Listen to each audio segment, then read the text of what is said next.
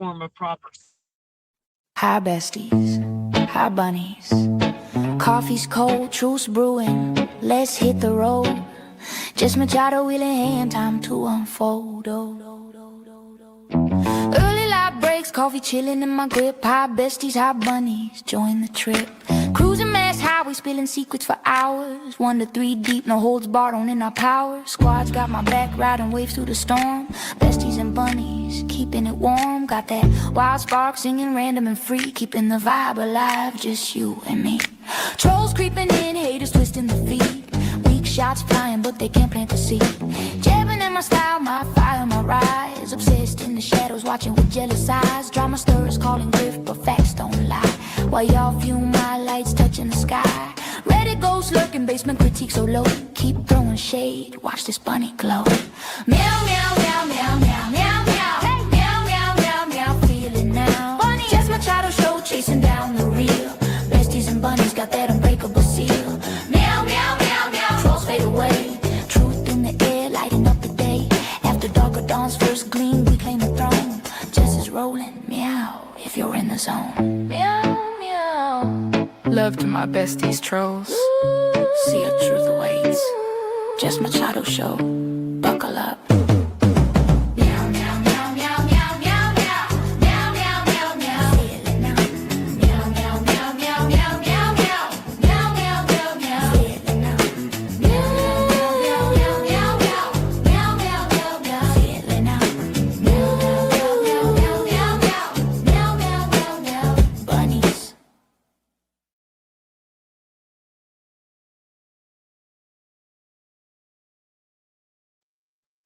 All right. I have no idea why did that happen twice? I have no idea. I want to toggle over to another screen, so can you give me a minute? Good morning. Welcome to 24 on 24. I'm your hostess with the mostest, Jessica Bazalian. The handsome gentleman in my photo, that's my dad. Rest in peace, Ronald Bazalian. That's my father. That's also my father's last name is Bazalian. I'm Jessica Bazalian. Good morning. Let's get into it. It's Memorial Day. There's a lot of things going on, and my a friend, shout out to attorney Rena Brown in Fall River. Rena Brown texted me and she said, "Hey Jess, we're doing a cleaning of the Vietnam Memorial on Thursday, between 11 and 1 in Fall River." And it had me thinking about my dad, who is a Vietnam veteran. And I don't know, I had a little bit of a dream about my dad last night, or early this morning, I guess. And so Memorial Day is okay. They're cleaning the memorial. They're washing it on Thursday of next week, and then Memorial Day is the Monday after that. It's early, right? Is it early? So, thank you. So anyway, I was thinking about my dad, so I woke up. So that's my dad, legend right there, Ronald Bazalian. All of the worst parts of me, and I say worst in whatever, I most certainly inherited through the DNA of Ronald Bazalian. Nature versus nurture situation. I didn't grow up with my dad. I knew him, around when I was little. I definitely have memories of my dad when I was little, 2, 3. I remember being picked up by my dad. I remember him coming to a birthday party, but my mom and him were not in a relationship. And then, we're not going to talk about what happened and where I no longer got to see my dad, but we're either blaming Greg or Donna or Mima in the situation. Certainly wasn't me. And maybe a little bit of Ronald, but whatever. Had nothing to do with me. Fucking people don't know how to handle fucking co-parenting. Anyway. I was adopted by Greg, and my adoption was final. So my last name was Greg's last name, and that's it. And so prior to that, it was my mother's maiden name, and I never had Bazalian as my last name, unfortunately. I think Bazalian is the most fitting names for me of all the names. While I am Jessica Machado, and I have been Jessica Machado for the past 13 years, Jessica Bazalian is actually my true identity. I really believe that. I believe that if I had been born with Jessica Bazalian and carried that name for my whole life, I'd already be famous. I would have been like a co-anchor on like Hard Copy. Like Jessica Bazalian is it. So I don't know. I was thinking like, let's make my name Jessica Bazalian today. Let's get my dad's obituary pick up. That was at an event at the Abbey Grill in Fall River, if you know where that is.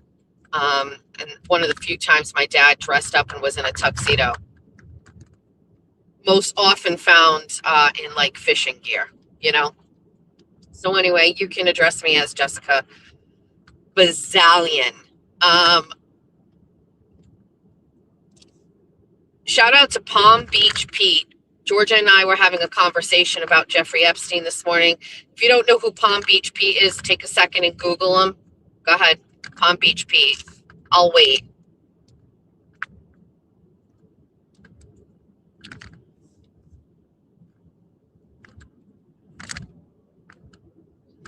Bazalian After Dark. Oh yeah, my dad is a legend. I mean, to some people, not. My father, I have fulfilled the legacy. I will be known after my death. Some people will be like, oh my God, she was the best. And some people will be like, she was the worst. That is exactly how my father is remembered. Some people absolutely hated my father, and some people absolutely loved my father.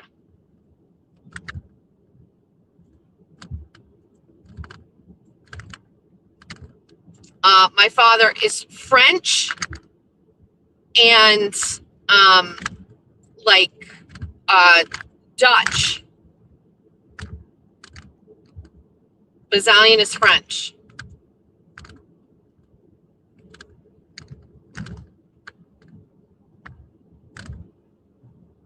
Palm Beach Pete looks just like Jeffrey Epstein. He's some guy who lives out in Palm Beach, where a lot of people are like, you know, Jeffrey Epstein's not dead, and he's like, dude, I'm Palm Beach Pete. I'm definitely not Jeffrey Epstein. I look like him, I get it, but it's not me. Which ended up Georgia and I having a conversation. She goes, do you think Jeffrey Epstein killed himself? And I was like, have you heard of the show House of Cards? And Georgia was like, yes. And I said, like, here's the premise of House of Cards. And she's like, okay. And I was like, so I think basically, like, if you've watched House of Cards, you think anything is possible.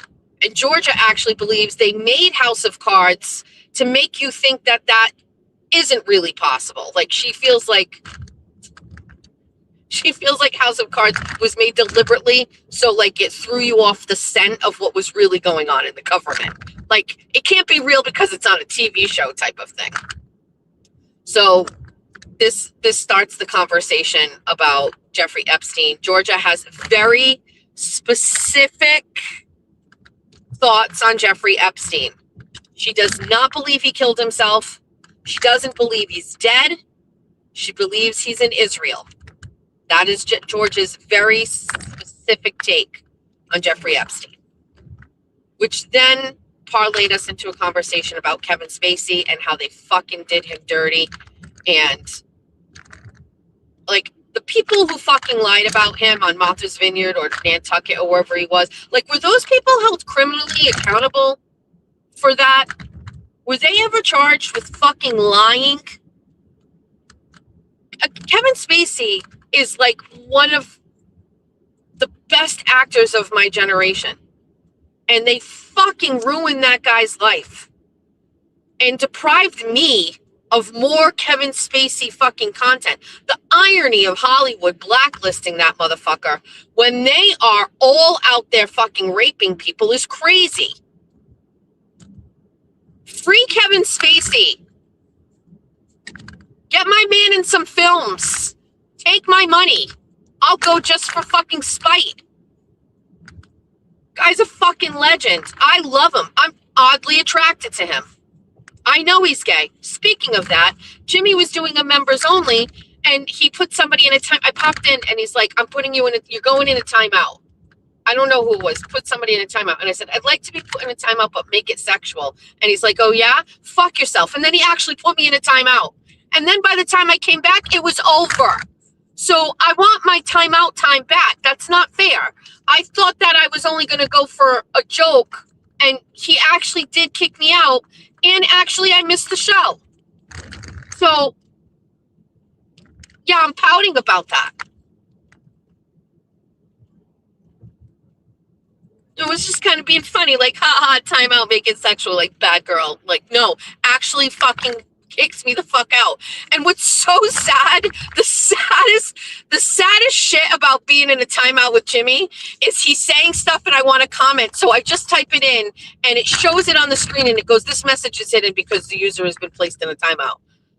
He was singing a song and I don't even know what song it was. I feel like it was like, "If I could fly, I'd lift you up." I know it wasn't that one, but it was like in the same genre.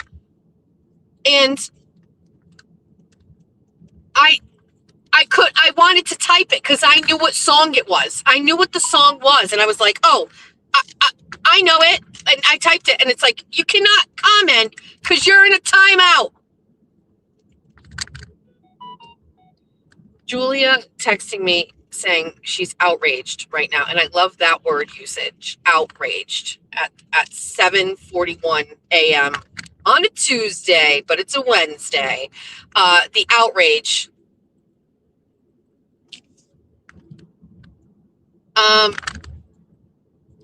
Oh, hold on. What was the song? I don't know what the song was, but I was like, "Man, I know this song." And then I couldn't do it.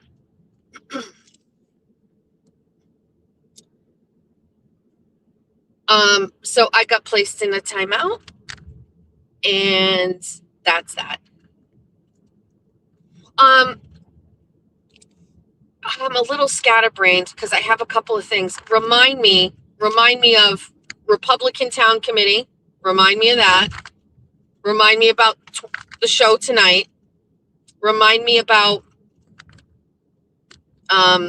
let's see. What was I gonna, there was something else. We're fucked. We're so fucked because I can't remember. Oh, yeah, Mary. Oh, chat rats. Remind me of that. Somebody take notes about all of this. Thank you. Downside to stream of consciousness is that if you lose it, you lose it. And so I just lost. What were we talking about? I got a text message and that's what distracts. Oh, Jimmy. So anyway, I got placed in the timeout. I don't know.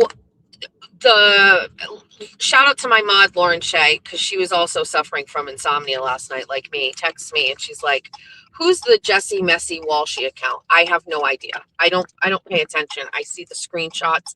I have them blocked. We're gonna get to that in 1 second though. Can we order a coffee? A coffee.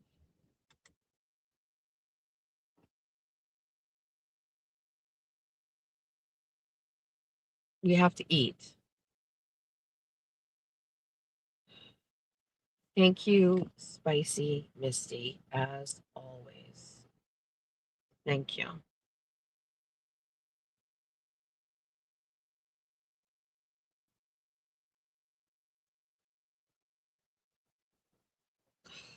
Do we get a bagel?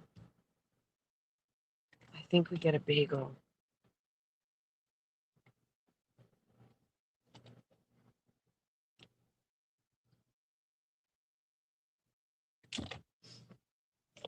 I can't talk.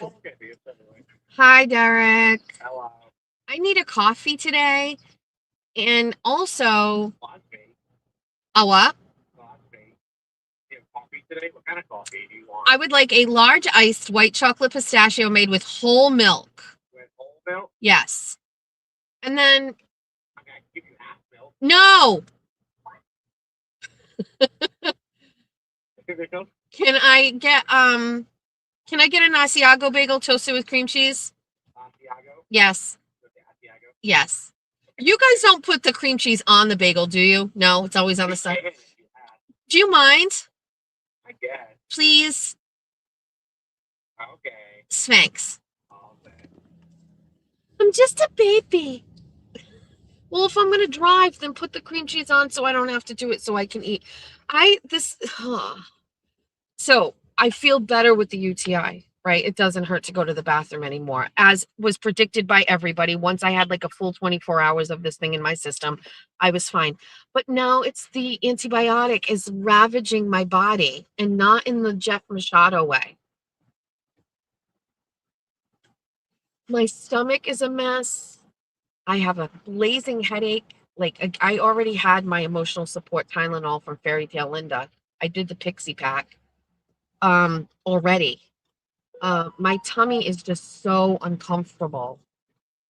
Uh, you know what I mean?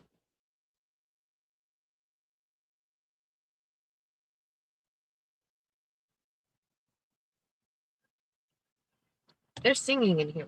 What are you singing? No, it's not even. I've had the yogurt. I had the Chobani's. I have Chobani flips in the refrigerator. What's a Pixie pack? Great question, Susie Q. Tylenol comes in like these packs that dissolve on your tongue like a pixie stick. And Fairy Tale Linda heard me one day go like, "Oh shit, I don't have any more emotional support Tylenol in my car." And she sent them to my house and was like, "Keep these in the car. They're great." And you just rip it open and you eat them. Oh, can we add skip to the agenda? I'm not taking the probiotic. I'm just doing the yogurt. I had 2 yogurts yesterday. It's just the worst. It's like, oh, okay, like it's so America. Oh, you got a UTI, take this medicine, but now it's going to make you have symptoms of something else. When does it stop?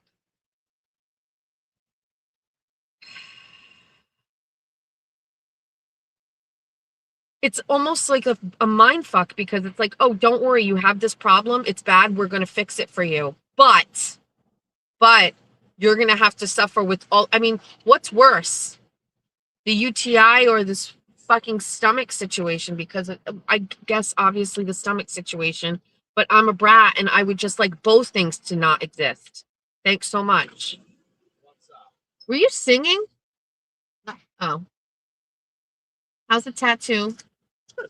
Healing. Aren't we all? Swipe. We're all healing.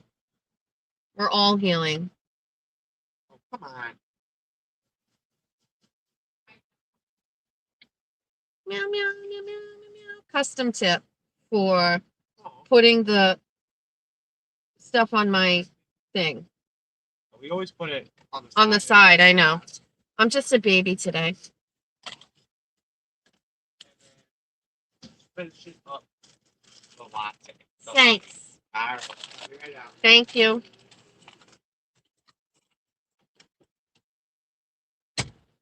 What? I gave him $5.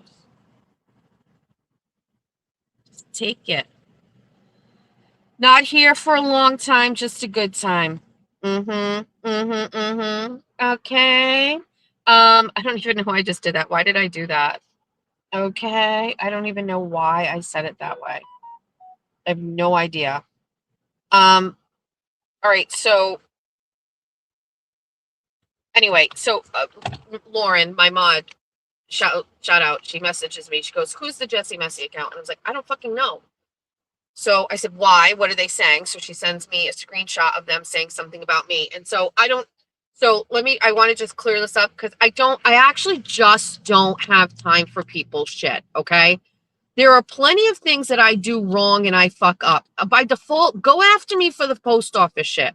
Just go after. I fucked that up. Just perpetually go after me for not sending. I still haven't sent them all out yet.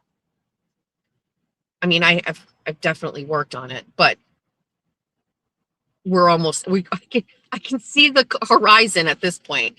Go after me for that. Go after me for the fucking repo. That's some genuine shit where I'm just like not making good life choices. Don't fucking go after me on fucking shit that's imaginary that you make up to come up with something that's going to make you feel better about your agenda or whatever you're going to do or whatever. Just do not. You don't have the right. I feel like I give you enough of reasons to come at me and make fun of me. My jacked teeth, my fat ass. That is all legit and deserving. Stop making shit up, you fucking losers. Case in point, yesterday, I am always busy. I always have shit to do. I am never sitting around doing nothing, except this week because I'm sick and I don't feel good at all. Like, I'm getting through my morning shows and I'm kind of getting done what I need to do, but I am not feeling good. I also believe like this is a lupus situation too. And now I'm feeling like real shit. I'm very angry and agitated. If I watch Aiden's show, which even sometimes I can't do, when I do, I usually pop in right when the notification starts, okay? And I just sit there and I wait, or I put it on my phone and I go around and do what I need to do, and then I come back. Yesterday, because my fat ass is sitting at home because I'm motherfucking sick, I get to like go to like early. So chat rats are on pregame. I pop in and I'm listening. And I'm like, I don't even know what I said in the chat. I was like, hey, just basically like, hi bitches, I'm fucking here, okay? And not for any adulation, just to let them know like, hi, I'm here. Like, hi. Thanks so much. Have a good one. Same. Thank you. Yes, you will. Farewell. This isn't cold. So I don't know. I do know now. It actually just fucking it actually just was very clear to me.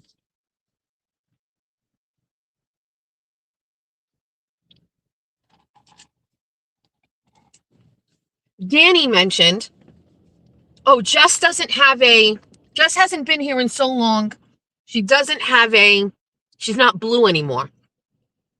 So I don't know what that means exactly, and I'm sure you guys will all be able to figure it out, but like, I don't know if I had a membership and it ran out. I don't know if they had me as a mod and they did some sort of a mod wiping, right? Is that what happened? Like they got rid of all of the mods. So all the mods got wiped out and I didn't have one. But I interpreted what they were saying as I wasn't a member and I like didn't pay. Now I know that's not what they were trying to do. I was a mod, they took me off, but in the moment when they were discussing it, I didn't panic, but I was like, oh, I didn't renew my membership. Maybe I should do that. Now, I'm not a real membership girly. I you know what I mean? It really used to come down to money. I didn't have the money to pay for memberships. Sometimes I will go in and I will gift memberships if I remember, you know what I mean? Or like, honestly, like if the right card is linked up to it, whatever, I'll gift memberships. So this is happening where I pop in and they're like, oh, Jess hasn't been here in a while. So because I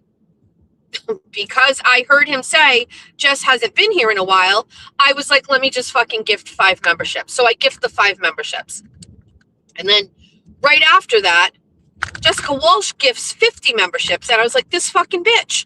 Like, here I am being like, isn't 5 good? Not with Jess Walsh in the chat. She fucking donates 50. So I'm like, this bitch. So I donate another fucking 5. That was pretty much the extent of it. That was the origin of it. Messy Jessie is like, Jessica's now in the chat doing Jess Walsh's bidding to make Danny uncomfortable. Shut the fuck up. No, shut the motherfuck up. You fucking moron. You cannot make shit up. You're already making up your fucking life because you're behind a fake profile, but you can't make shit up. God, I hate you. I don't even know who you are. Like, just no.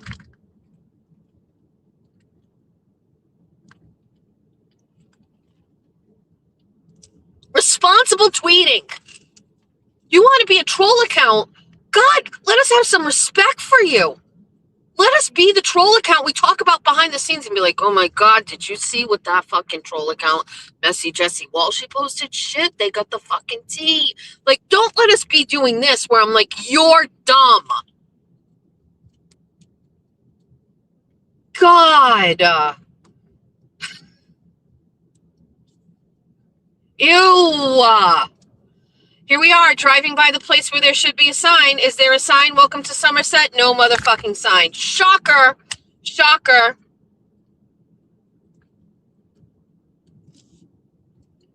Anyway, that is not what happened. There's no co-conspirator shit happening where Jess Walsh is like, get in there. Nobody fucking tells me what to do.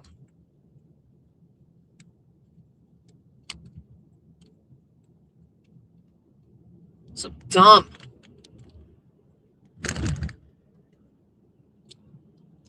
Anyway.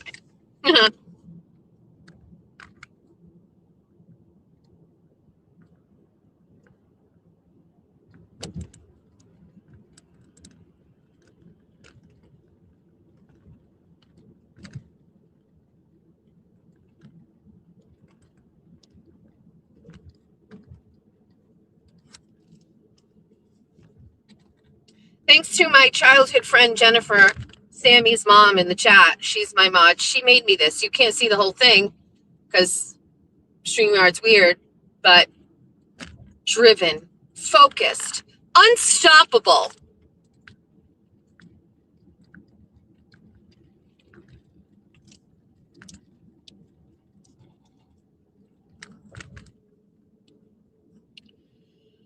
All right, that's that. Next.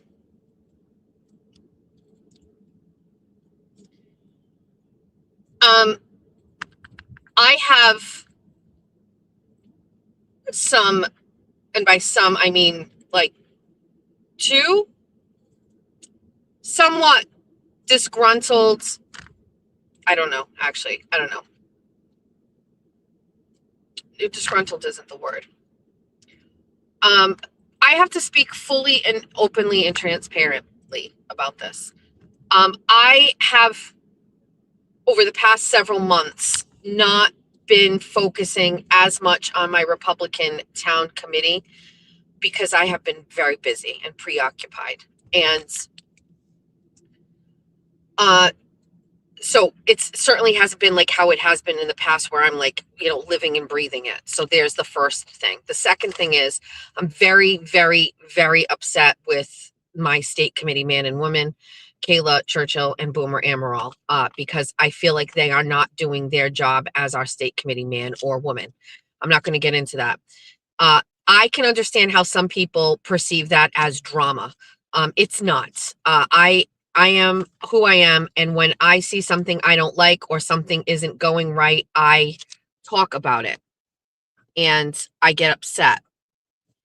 And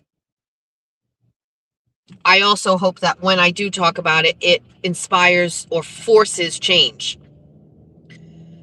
I would very much like to be in a world where I had nothing to complain about, and we were just constantly talking about the great work we're doing and getting things accomplished and checking things off the list. But unfortunately, that's not the current state that we're in right now in this area. We're in a state of not having leadership. And you have somebody like me who would probably be in here doing all of that work, but I'm too motherfucking busy to do it. And so what's left is me feeling very disenfranchised and not motivated and distracted, and I have to dig deep and change that.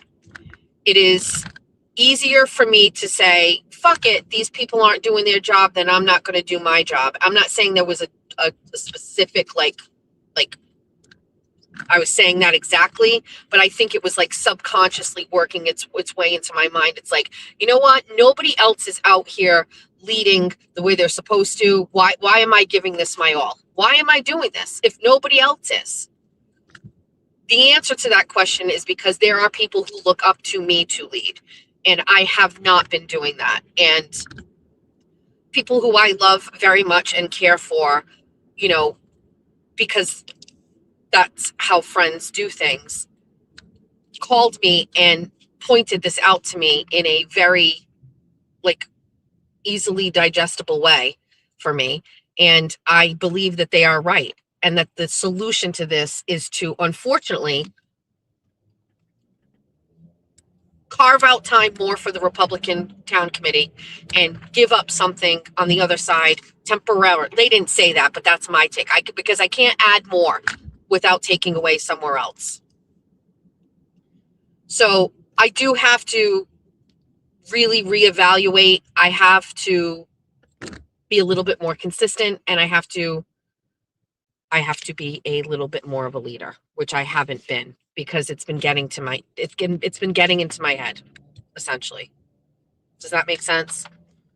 So we are going to have to go a little bit more aggressively with the Republican Town Committee. Now, what will I sacrifice to do that? Great question.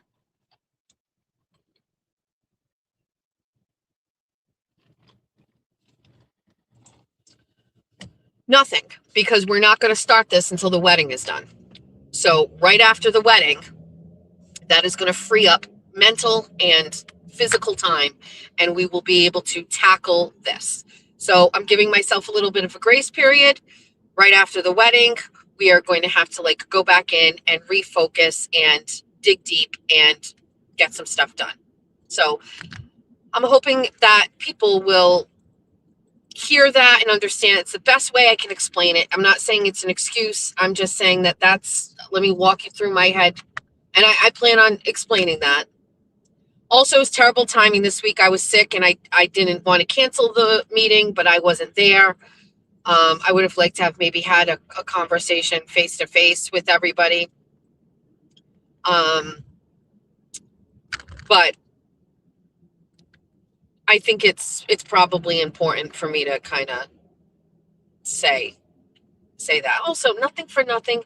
I did say at one point I would like to step away. I felt like I was going to be overwhelmed and I couldn't do it. And everybody was like, no, don't. We're not going to allow it. You have to be our chit. So I was like, okay, I will do it. I will do it. Anyway, that's the only thing I got. It's not really an issue, but I'm just speaking it into existence. Okay. All right. Here's the issue that had Julia stressed out this morning. Somebody in my family who we invited to the wedding, who putting this cream cheese on this bagel was a bad idea. Because the cream cheese is warm. And who likes warm cream cheese? That's gross. Mistakes were made. And the bagel is kind of soggy and not crispy. What the fuck did I do this for? I wanted to drive hands-free. My stomach hurts, so I thought maybe I would just eat. So we're working through it. One more bite.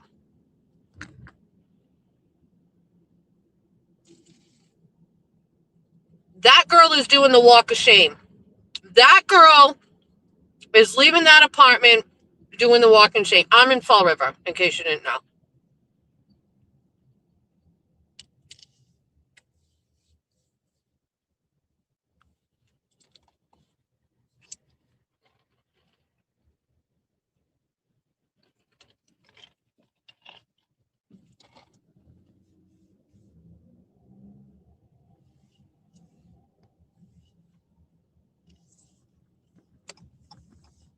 All right. What was the other thing I said that I wanted to add to the thing?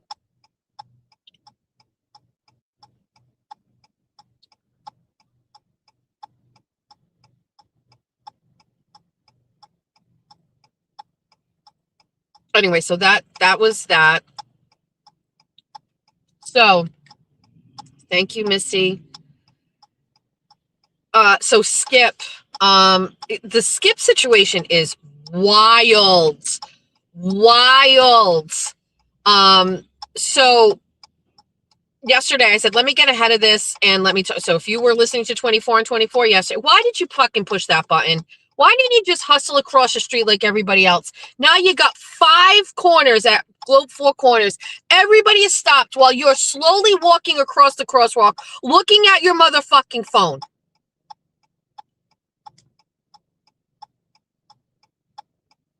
God damn it.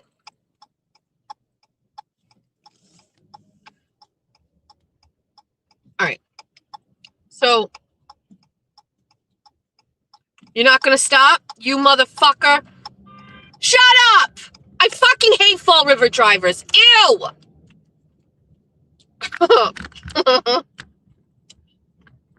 Sorries. So I get this anonymous clip with a screenshot of a video of Skip on a hot mic. And he's talking about money and business, and he mentioned the bunnies, and he mentioned me, and blah, blah, blah, blah, blah. And so I addressed it because I didn't know, but I didn't know if somebody was going to start sharing it. I want to get ahead of it. I maintain exactly how I said it yesterday. Like, the bunnies are my bunnies. They're my followers. Skip needs his own followers. But, like, also, like, I still support Skip, and, like, business is business. And, like, I'm not offended. Like, none of what I heard made me upset or made me pissed at Skip at all, right? And then there were people in the chat that seemed to obviously be, like, Skip people that were, like, kind of, like, adding more to what I was saying. And they were like, well, no, did you hear him say, like, the bunnies don't give him, the members don't give him money and stuff like that? And I was like, well, you know, I guess that's tough to hear. You know what I mean? But, like, I can't see the chat too much, as you know. So I was, like, not really sure. I didn't know. Anyway. So I get home after 24 and 24, and I decide to pop over to Skip's, and he's on talking, and that's early for him to, like, be doing, like, a, you know, and it's obvious about this. And it's about the hot mic, and he's feeling bad. And I'm in the comment section. I'm like, hey, man, like, how's it going? You know? And he's like, well, do you want to come on and talk? And I was like, yeah. And it was kind of crazy because he's like, oh, I'm so nervous, you know? And I hate that, like, I hate that your default emotion is you're nervous to talk to me. I get it. I can be intimidating, especially if people think I'm mad or whatever, but we actually had a really great conversation. But during the course of that conversation, the people who are, like, kind of going at Skip were in his chat. And I think a little differently about this now. And there was some really interesting, like, statements being made. One of which is a woman who followed him. Her name is Amy. I think I've spoken with her message-wise about Skip or something. Like, I don't know her. And I think from what I heard, she was like a bunny first, and then she went over to him. I'm not really sure. I don't know. Like, I just don't know. And I mean no disrespect. I'm just not really sure what the connection is here with me, but she became, like, a big follower of Skip's, and, like, apparently gave him, like, substantial money or a computer. Like, I saw the number, like, $6,000 being thrown around, $7,000. I was like, what? And so the way that it was explained to me, actually, from both sides, is that Amy, now Skip is on his journey. He's in this room 24/7. He hired a coach, and he live streams 24/7. Well, apparently Amy started her own channel, hired that coach, and started a show. And originally, when she said to Skip that she was going to do this, he was like, I can support you. I'm sure I can get you some followers. And according to Skip, it changed from being something like that to more of like a partnership. And he did not want that. And when he started to assert himself is when shit kind of hit the fan. And so, do I know exactly all of what's going on here? I don't. I will say this. I think it's a little too close to home that someone... Is something wrong with... Do you guys not hear me?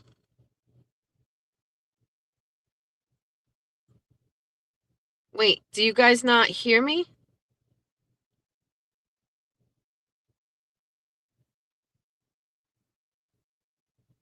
Oh, okay. So I think it hits a little too close to home. I think she was also doing like a weight loss journey show. And I don't know how I feel about that. Like, I have such a weird show. Like, again, I even struggle to, like, when people ask me, like, what's your show about? And I'm like, bitch, I have no idea. It's like about everything. I'm not really sure.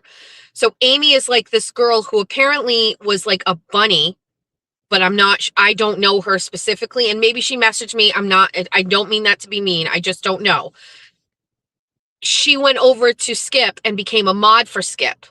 And then she gave him things. I think a computer, like, 6-7 grand. I thought I saw that number floating around in this whole thing. And I'm not really sure, but she started her own channel. It was called Amy's Place. It's not Amy Redding. It was called Amy's Place.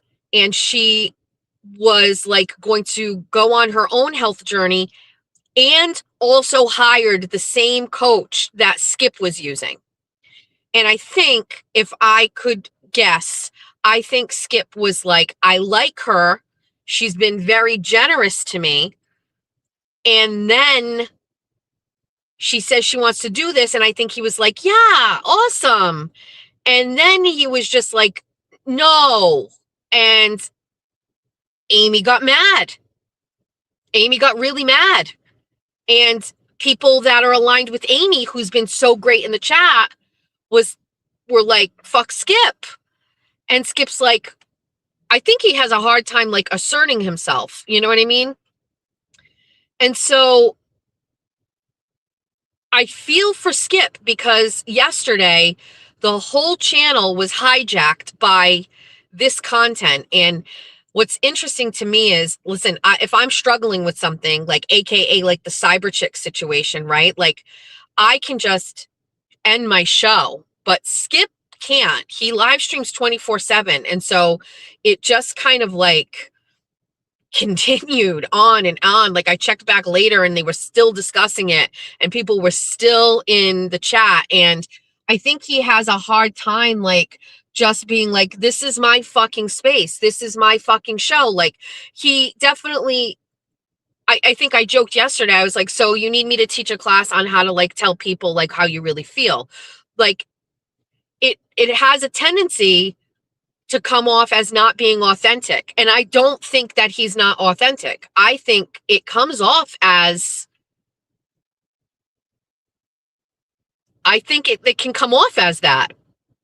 But it really, I believe, is he doesn't have it in him to be a cunt. Do you know what I mean? I think I just don't think he has it in him to be a cunt. And I think he needs to practice it a little bit more, because that is his turf and his territory, and he needs to fucking own it. And it is a very peculiar place to be when you're a content creator and people gift you things. We've gone through this with Nanthrax, where, she gives the money and it gives, the vibes like you can't say no to her. Jess Walsh gets this, on the opposite side, thrown at her all the time, that, she pays people so that she gets to platform her feelings on, that guy that she fucking used to send tit pics to. You know what I mean? Like, it's a tricky situation. I think every situation is different. And I think we figure it out as we go. I learn a lot from people like Jimmy. I learned the hard way with my mods. Rest in peace, Cyber Chick. Does that lady even have a channel anymore? That's gone exactly how I predicted it would go. But Skip, there's pressure for him to fucking shut it down, just end the channel. It's true. No, like I said, boot these people. Handle it offline, but get them the fuck out of your chat. Get them off your shit. Like, that's my take. This is your fucking space. And at the end of it all, it is still your space and your life. And get out. Get them out. And preserve your own shit that you have fucking made tremendous sacrifice for. I think it also comes at a time when he is like really struggling with like the channel isn't doing well, and financially he is fucking himself over. And I think he thought at first about this project and what it really meant to him, and he never thought about the financial part of it. He never thought about like needing money, which, fucked up there. But now he's just like, shit, to sustain this, what do I need to do? I guess maybe I need to like make this channel viable. And I understand somebody in the comment section yesterday said, the business side of this isn't really what we are here for. You don't get to pick and choose. It's the evolution of it. And so like when this is all done, a part of the story will be how he struggled to kind of like build traction on the account. You know what I mean? I think that he realized that he does need money. I hope that's the case. I hope it's not a situation where now he's in it and he's going, ooh, I can make money here. Like, I don't pick that up. If that's the vibe he's putting down, I'm not picking that up. And I hope he doesn't have people like telling him like, dude, you're missing an opportunity. You're leaving money on the table and shit like that. Cause that's just, I don't know. I do worry though that like, you got people that are trying to like fucking destroy it.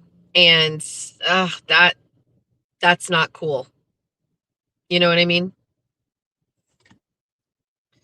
So it was a lot of drama yesterday and I kept checking in and whatever. With that being said, I'm adding him to the roster for tonight for 10 questions. But we're not talking about any of this shit. So, I mean, I'm straight up going to ask him like, dude, how is it that you aren't fucking your wife for 151 days? How's that going? You come into my space, we're asking the questions. Where do you jerk off in this isolation room with the cameras going 24 hours a day? Those are the kinds of questions I'm asking, the deep questions that everybody wants to know. What?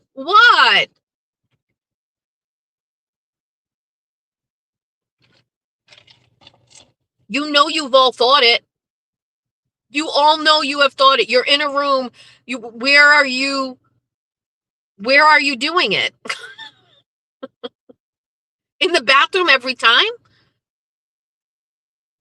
I don't know. I just want to ask the question. That's all. Can I have another bite of my bagel? Thanks. I'm just a baby.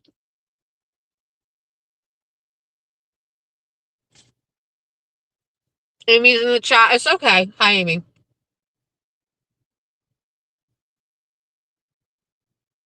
Listen, Skip. Per Jeff Machado, a little bit of drama is good for the content and the brand. No, we are not on our way to go to the casino to pick up TT. We are in the Savers parking lot.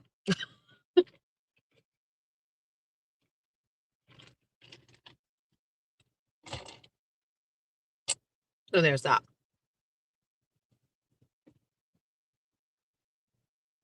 What are you doing? Post address in the chat. What? No. I don't know. There's better not be any drama in my fucking chat. Don't do it. We can't go into Savers yet because they don't open until 9. I knew I didn't want to be in the house this morning. I knew I'm not feeling great. I knew if I sat there, I was going to be like, ugh. Oh, why was Julia outraged? Thank you, Sammy's mom, 2011. We had to finalize this chart for the seating chart. And there was somebody that hadn't RSVP'd on the date that they were supposed to, right, for the wedding.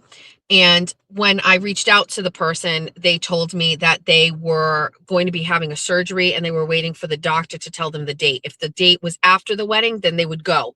But if it was before, they couldn't. And Julia pushed it off as long as she could. And last night, she finalized the seating chart to send to the printer. So she messaged me last night.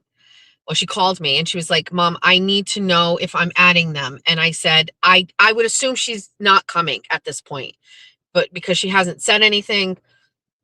So I'm assuming she's not coming. So she's like, can you just please reach out to her one last time? So I said, okay. So last night, 10:01, I send a message and I say, hi, I'm assuming it's a no. But I just wanted to just circle back and see. And I didn't get a response. So Julia and I made the executive decision to just not add them. And the reason is because, one, it's the final count for payment, right? So there's that. And two, tables have to actually get rearranged if they do come, because then you're adding two people to a table, so you have to move some names around or whatever. So I said, I listen, it's been weeks after the part. I'm assuming it's a no. So she said, okay. So she finalized the seating chart. She sent it over to me. I looked at it, stamp of approval, sent it to the printer in an email. And at 1:40 in the morning, I got a message from the person saying that they are actually going to be coming. And so I had the very sad task of sending Julia that screenshot this morning. And I knew she was going to be upset because I'm assuming she's going to have it. It impacts, she had until midnight to send it over. So now it's going to be pushed back another day.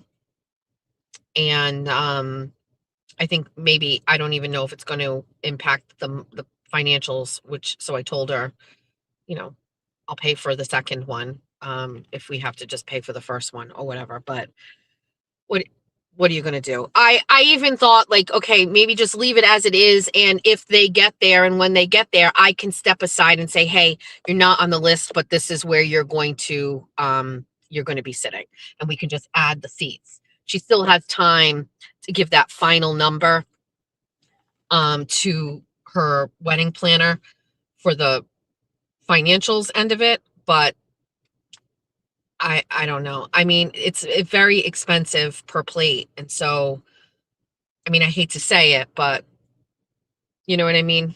At like $100 a plate, I think that they were just trying to be fruitful.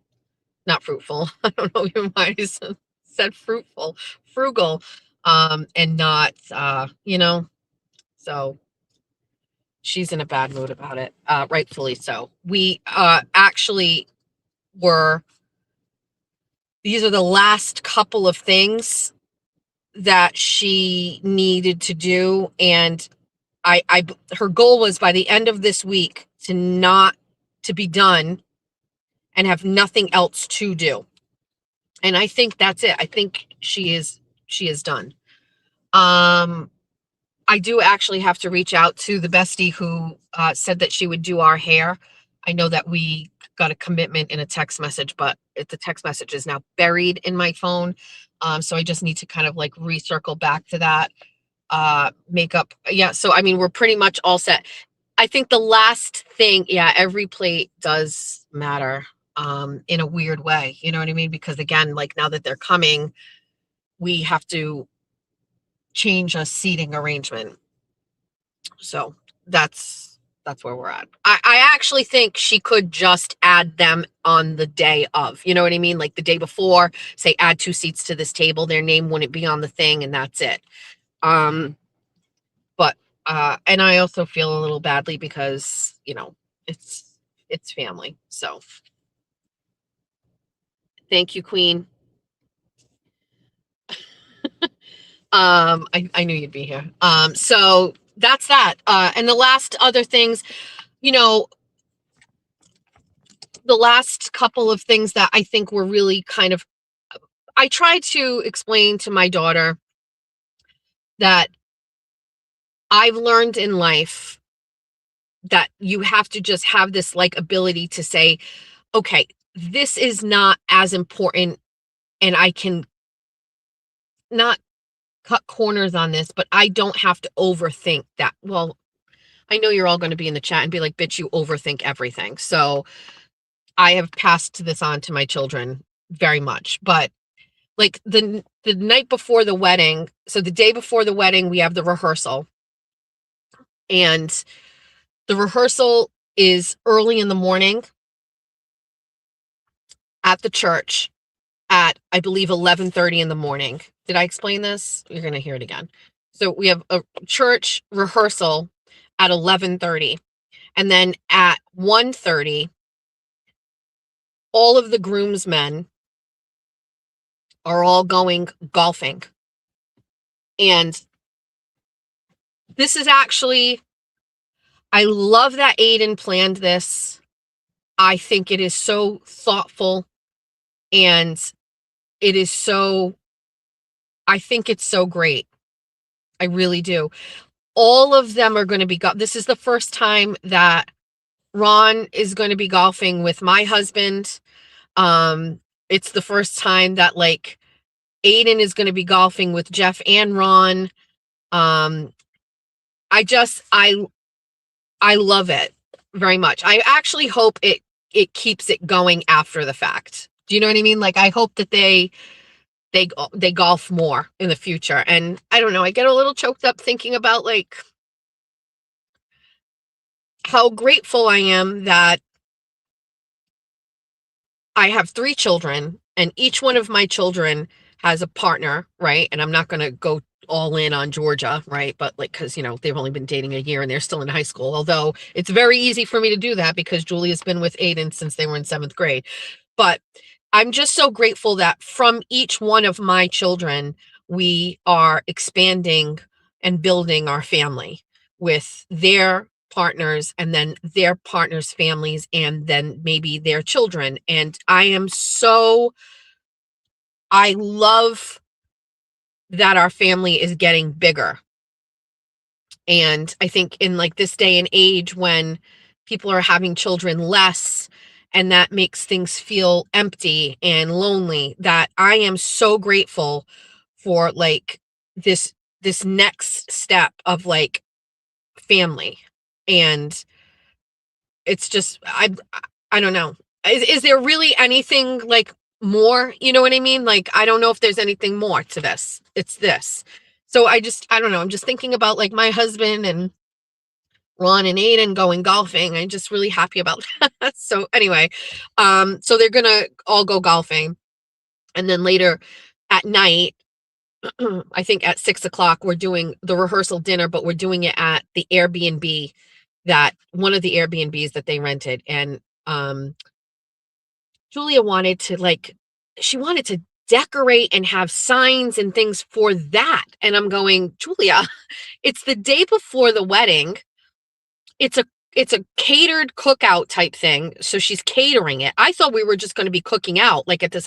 The Airbnb she rented is ridiculous. It's got this massive in-ground pool. It sleeps 20 people. It's down the Cape. It's gorgeous. It's like near the water. It's got this deck, patios. Like, I think everybody would just be thrilled to be there and have hot dogs and hamburgers. But she went and they had it catered. Aiden wanted it catered. So they're getting it catered from a restaurant. But then she wants to decorate. She had a sign printed and she's like, the night before, celebrating Julie and Aiden, and all of this matching like paper products. And I was like, maybe in exchange of all that, go rest.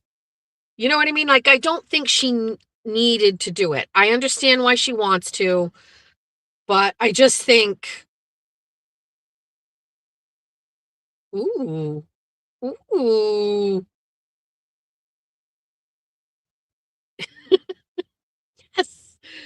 Weddings.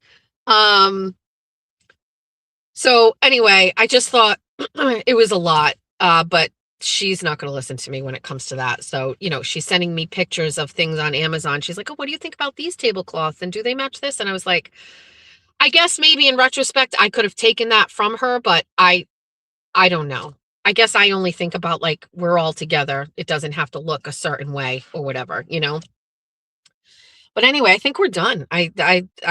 Every day we get closer and closer to being done, you know? And so now there's going to be like this period in between where it's just relaxing and I think getting some other things done. You know what I mean? Like some final clothing, uh, the wedding, no, wrong. What do you call it? Honeymoon.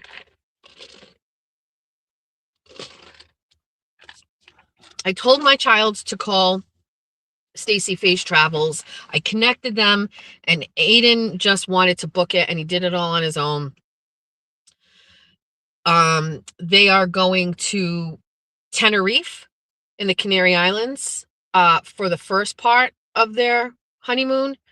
And then the second part of their honeymoon, again, I only know Tenerife because this was in the news, because this is where they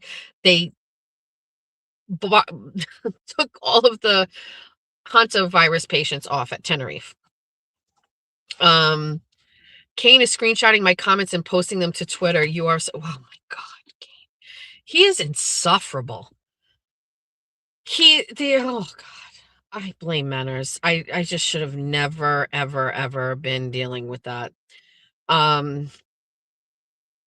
So,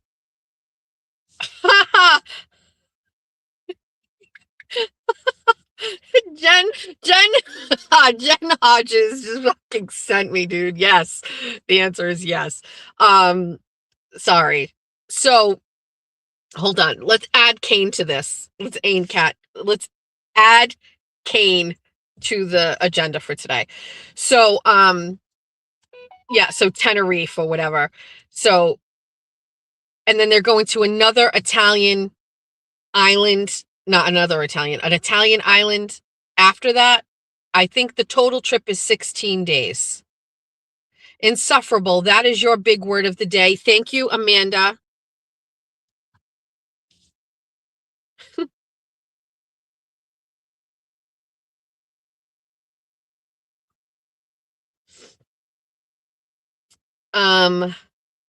So anyway, honeymoons. I think everything, I have a list of things that need to be done.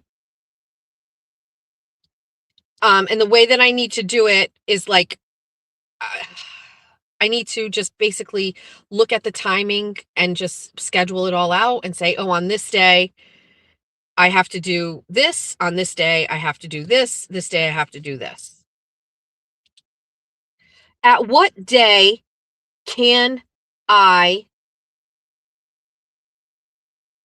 have fun?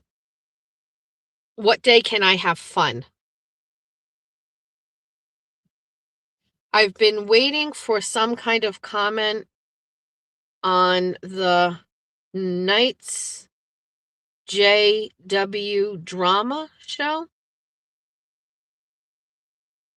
Hold on, I can't see. Ocean's Moon Live will be going live before bad. Get the party started early. Please join Moons and me for dramatic fun. Hold on, I'm going to try to grab that and hold it. I did it. It's very hard to grab these from the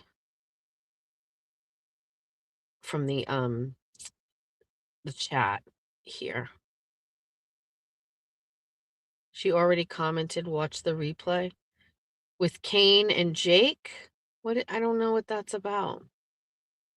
The day before rehearsal, have a me day, Jess, etc. Lunch, nap, relax. So I hope I'm not saying I kind of messed it up, but I should have gone down to the Cape the day before the rehearsal. I should have gone down the day before. I should have added that to it. In retrospect, that would have been a little bit better, but it's fine. Yes, I will have. I'm already starting. Everything is going to be. I am so upset and sad. There are 2 Canadian geese in the parking lot here, and they are going to, I'm telling you, if they get hit by a motherfucking car, why are they're walking to each other. You know me. I'm such a fucking bird. Stop it. I'm a bird weirdo. I'm gonna turn the camera on.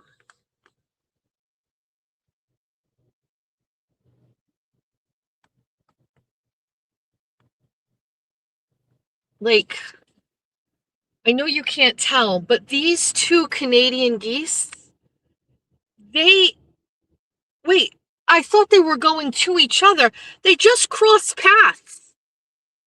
They, this one walked all the way from over here. I thought you guys were going to meet up for some rendezvous. Hi, why are you here? Like, you're in the middle of this area and it makes me sad for you. Do you know how to get to the ocean or to the grass? This is for pigeons. This isn't for... I'm worried about you. I don't think you should be here. These cars are no, you don't get it. These cars are assholes. Go over here with your friend and stick together. These cars will hit you. I'm gonna find your body. Oh my God. Oh my God. Please. Oh, this is stressing me out. No, get out of here. See? Listen.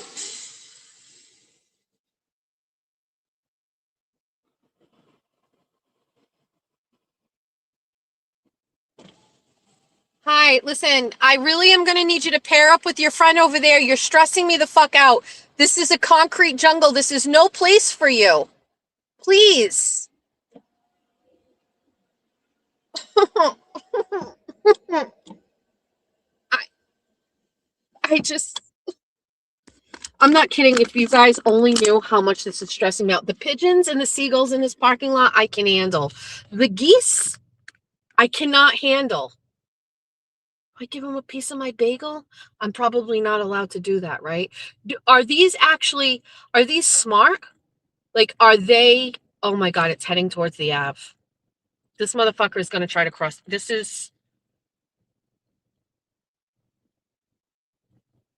Please don't do what you're doing. I can't stop it. I can't, this thing is actually going to get slaughtered. I don't want to be here right now. Police. No, okay.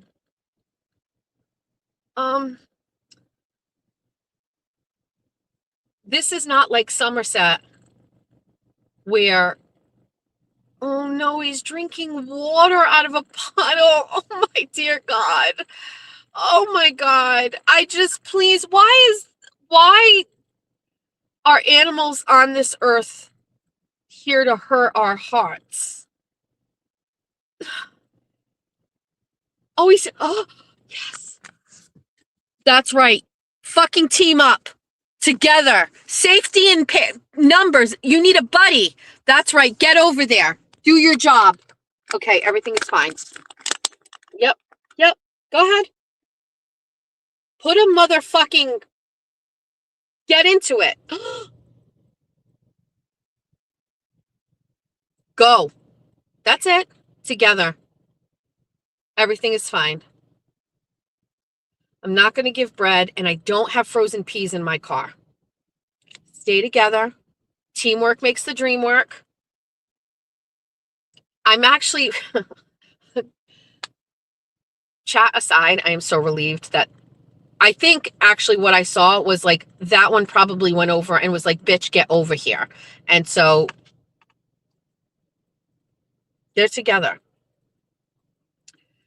And they're drinking out of this sad, dirty puddle.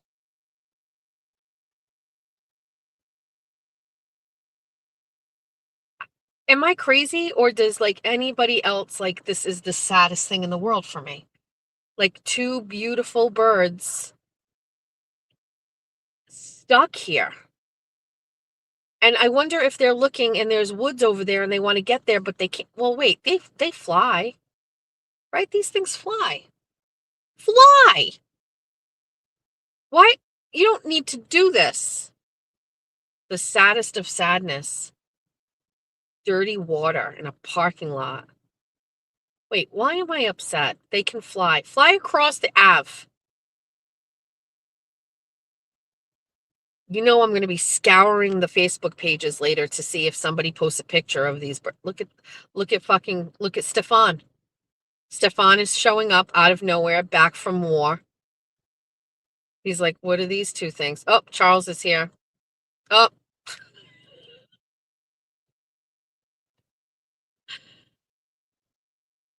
They're just drinking water. Everything is fine. I do think they want to get to the other side. McDonald's is over there.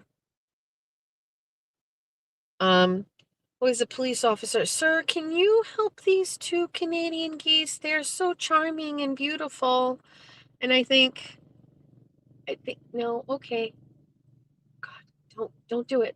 Oh my God, oh my God, oh my God, on the grass, on the grass, on the grass. Just stay on the grass. Stay on the grass. They want a McGriddle. Oh, I should have got a McGriddle. I didn't think this out. I took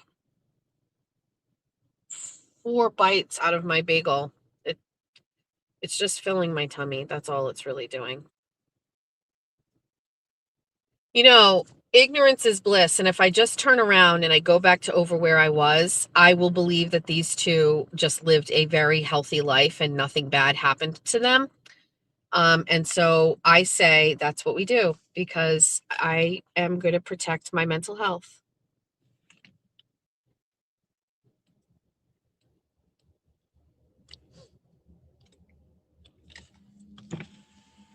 Stay together. It just lifted its head and looked at me like, bitch, what? All right.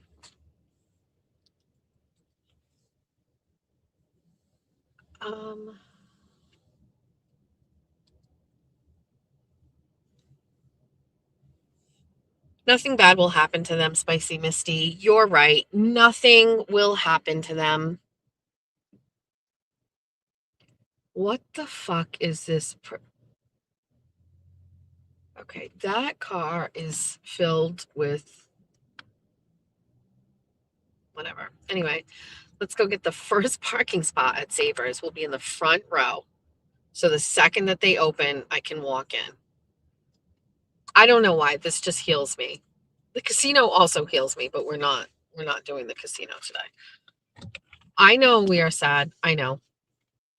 Good morning, Ben Rosa. Welcome back. I don't know where you went, but welcome. All right. So it's not even retail therapy. It's just like, let me go in there and just like look for the Pyrex. And then that's it. Just the thrill of maybe finding a piece of Pyrex. If you have ever sent me Pyrex, let's go back to the first day we ever discussed Pyrex. I was at home, or I did a live and I came home. I was like, oh, do you guys want to see my Pyrex? And I took out like my 6 pieces of Pyrex and I put them on the table and I showed them to you. And you were like, oh, like you love Pyrex? And I was like, I'm obsessed with Pyrex. I'm a Pyrex hunter. I go looking for it. The chat came up with Pyrex hunter. I have so much Pyrex right now.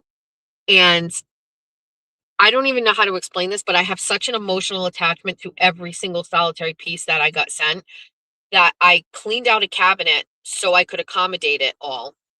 And I use them all the time. Like, let it be known, if you sent me Pyrex, it is used all the time. Every day I use a Pyrex. All the time. I just put the black bowl, the glassy looking black bowl, back in the cabinet. The problem is if the cabinet isn't big enough, so every time I use one, I have to take it out. And now I'm getting lazy and I don't want to put it back in because I got to take them all out. So they kind of just nest on the countertop now. I don't remember who, and I won't even pretend to, but whoever sent me it's like a butter dish. I'm assuming it is. That's what I'm using it for. It's the white dish with the blue print on the side with the glass top with the ridges. That is on my counter, my kitchen counter, every day with butter in it. Every day. It's there. Every day I hear that clanking of the glass top because somebody's using the butter for something. My mother, Jack, when he makes his mac and cheese, like it's part of our everyday life. Yes, that's my dad in the pic.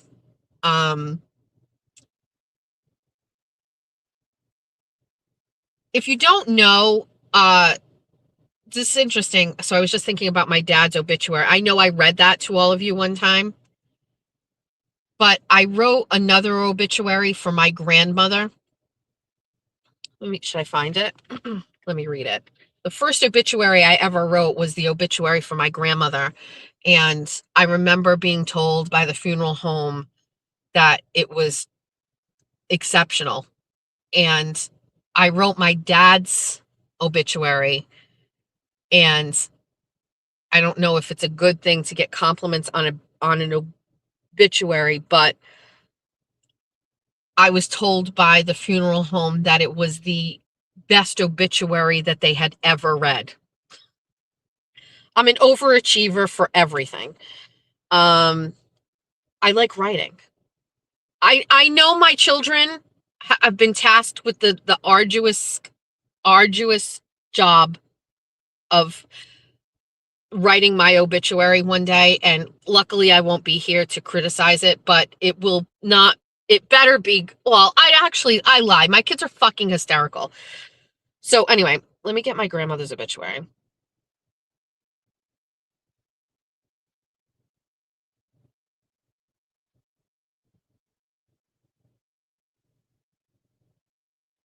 My thing is, like, this is all that's left after years. And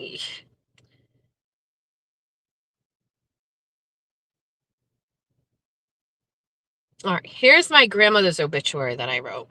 Alice Souza Oliveira passed away in peace and comfort on Monday, January 24th, 2021. A true matriarch, she led our family with a caring and supportive hand through the years. Mrs. Oliveira spent the last years of her life in Westport with her son and daughter-in-law Joan, but hailed from Rockland Street in Fall River. She also spent many years, along with her two children, in the home she and her husband built on Pennsylvania Avenue in Somerset. She was the daughter of the late Georgina and Manuel Souza and the sister to the late Mary Santos, Manuel, Joseph, Josephine, Angelo, Dennis, Albert, and Raymond Souza. Through her older brother, she met and later married her late husband, Antone Tony Oliveira Jr., to which she was lovingly devoted for almost 50 years. She raised her two children, Donna Cabral of Fall River and Antone Oliveira III of Westport, while working as a sewing machine operator at the Semester Junior Manufacturing on Hartwell Street. She was an honorary life member of the ILGWU,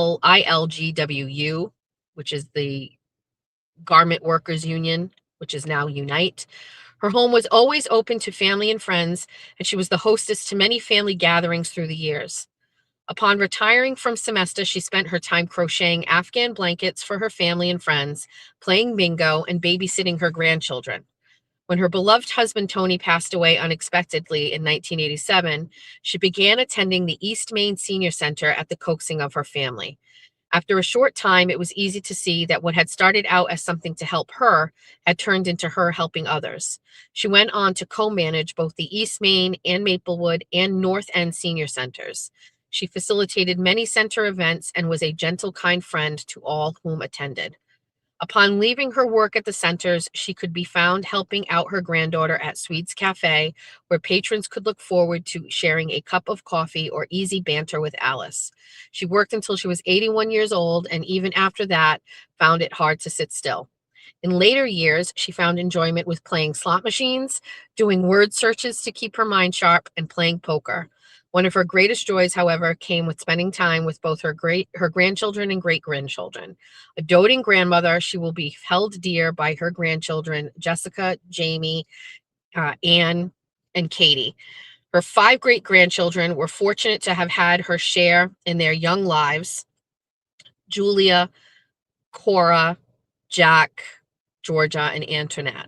Along with her 2 children, she leaves behind her brother Arthur Souza of Tiverton and Catherine Callery of Lee Summit, Missouri, whom she considered a daughter.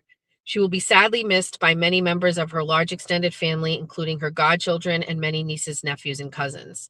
Private funeral arrangements entrusted to Eau Claire Funeral Home. Visitation and flowers omitted. Donations may be made to the South Coast Hospice or to the Alzheimer's Association in Watertown, Mass. The family would also like to extend many thanks and deepest gratitude to not only South Coast Hospice, but to Dr. Nicole McDonald for her many years of continued care and service to Alice. Like, don't you get an idea of like who my grandmother was by reading that? Like, isn't that the point? I get very sad and upset at boring, dull obituaries. Like, years and years and years from now, that's all that's left. Yes, this is the grandma that I stole her ashes. Yes. Yes. Yes. So what I was getting at is Funeral Lady. I don't know if she's in the chat, but Funeral Lady on Facebook. Obviously, you should know Funeral Lady she owns a funeral home, Silva Funeral Home in Taunton. She has also started a obituaries Facebook page, and she posts obituaries. And I really think, because of the digital age and things like that, it's not, people are getting away from obituaries because they'll just go on Facebook and they'll say, oh, they'll talk. I just feel like obituaries are a lost art, and they're a legacy in its own right. And so I feel like you have to write really good ones. And so take time to write one so that the person reading will get an idea of who you're talking about and what their life is like. And Amy is taking obituaries and she's posting them on Facebook so people get a chance to see them. It makes me so sad when it's like, 5 sentences, and it's like, how can that be how we're summing up your life? Like, everybody deserves to have something written, at least, to show who you are or who you were. So, it makes me sad when I see just like 1-line obituaries. It's like, loved watching the Patriots. Okay. Give me more. You know what I mean? It's all we have left. So my dad's was legendary too. The only 2 obituaries I've written. The fast and furious life of Ronald Bazalian came to an end on December 30th. Like, doesn't that already like reel you in? The fast and furious life of Ronald, like, his 74 years on this earth began in Somerset, where he graduated from Somerset High School. His yearbook quote saying, "He who does not love wine, women, or song remains a fool his whole life long." A fool he was not. Drafted at the age of 21, Bazooka served in the United States Army and fought with valor in the Vietnam War. He was awarded the National Defense Service Medal, the Vietnam Service Medal, Vietnam Campaign Medal, Expert Rifle M14 badge, Combat Infantry badge, Bronze Star, and a Purple Heart. Ronnie held many jobs throughout his life. Basically, that's saying my father couldn't hold a job. But most of his time was spent on his many boats fishing. While he fished all over the country, his favorite spot was out on the Westport River, where he fished with his brother. He was known for his conch salad and for dropping off a lobster or 2 on a friend's doorstep. He was a terrible poker player, but he loved the game, especially with his friends on a Saturday afternoon at the Ambets in Somerset.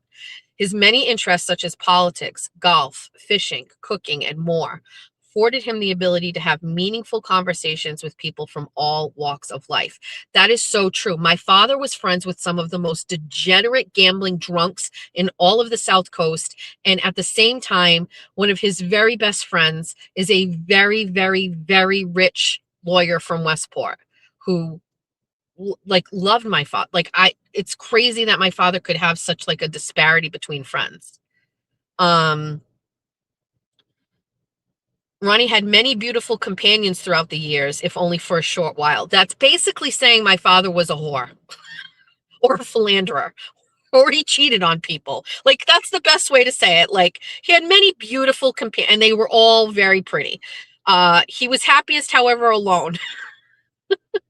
Choosing to come and go as he pleased. Basically, like, don't fucking tell me what to do, bitch. That's the obituary term for cheating on women. He loved and lived his life unapologetically on his own terms until his very last day. He leaves behind 3 beautiful daughters who he loved from afar, which is accurate. Jessica, Machado, her husband Jeffrey, Jamie, Katie, and their 6 grandchildren will grow to hear stories of his revelry. So anyway, that's it. Uh-oh. A car has pulled up on the side of me, and they look like Pyrex hunters. I have them pinned already.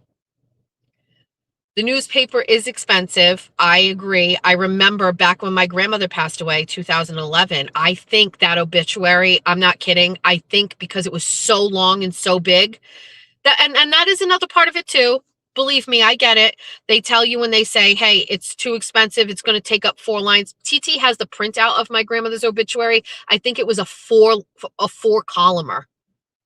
So I remember I had to chip in money for the obituary because I was like, this is the one she deserves. I'll just fucking pay for it. I don't think you have to pay for them now because they're all online and digital. My car is being surrounded by other cars. It is 8:57. I will cut a bitch for Pyrex. Leave me alone. I'm not feeling well. Fine. We're going to unbuckle my seatbelt. We're going to put this bagel away. I already did one of my emotional support Tylenol Pixie packs. Can I just look at this? It's a 500 milligram packet. Okay, so this is why it's not really working. We need 2 of these.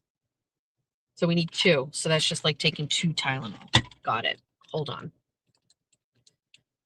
So do this.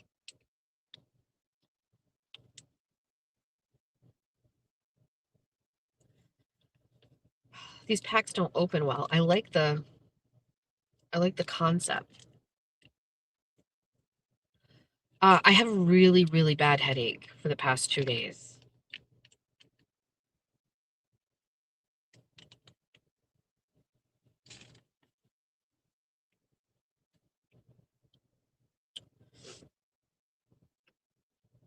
Okay. Let's shut that off. Let's grab this. Like really bad headache. I am drinking so much water. I am peeing so much. I pound 1 bottle of water before I get into my bed. Like I bring up 2 bottles. I bring up a plain bottle of water and I bring up another bottle of water with like a Crystal Light in it. And I go up to my room, I plug in my phones, I pound the bottle of water, then I go into the bathroom and do my like face and my teeth and change into my jammies. And then I get into bed and I'm on my phone and then I'm drinking my other water. And by the time I wake up, that other water is pretty much gone. So Caroline, I don't know. Fairy godmother Linda sent me these and she told me to keep them in my car. And so I just listened to her. My blood pressure was totally fine when I was at the hospital the other day.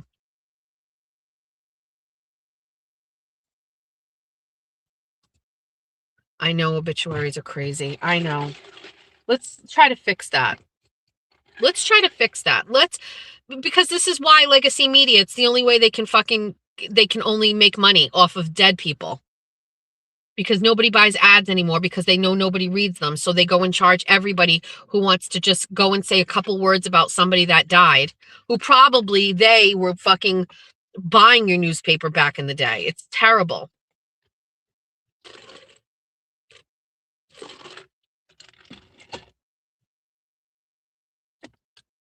Oh, Mindy knows what my antibiotic is. And if it can cause headaches, then that's probably it. I have such a bad headache. Okay, they're opening. Can we go in? You come in with me. Please be my emotional support friend.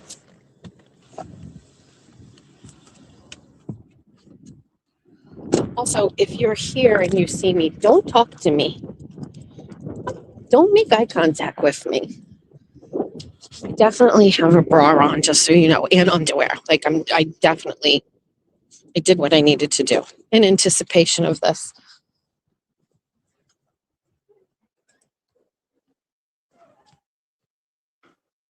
Thank you. Good morning. Good morning. This place hails me. It's fine. Let's just go straight over and see. Oh.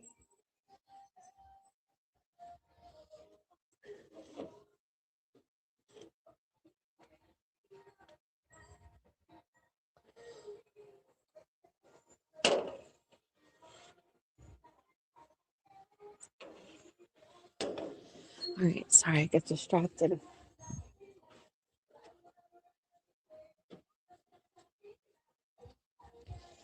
All right. Hold on. Where are we? Okay. Here we are. Let's see.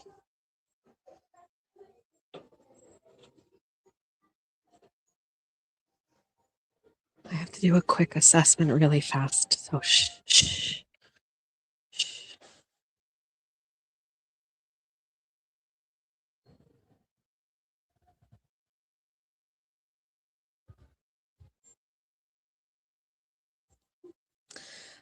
On first glance, there is nothing.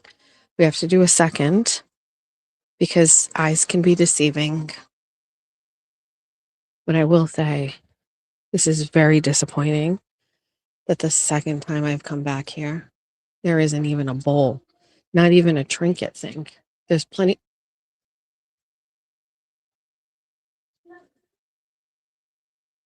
Nothing, not even a small, nothing. Well, that's kind of sad. Do you think maybe they're putting them in different spots?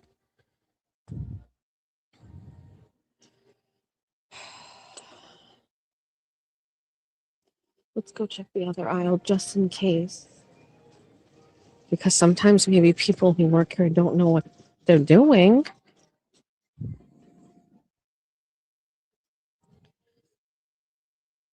Like, could somebody have just stopped putting it in the right spot? No, there's none. There's no Pyrex. Nothing.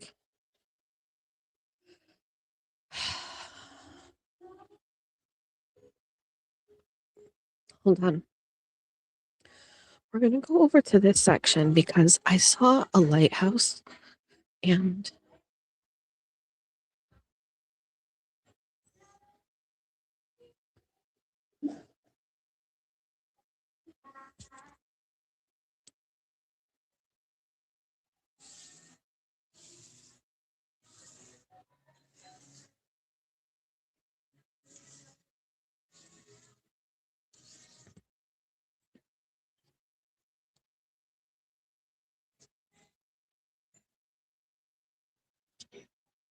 what's going on here?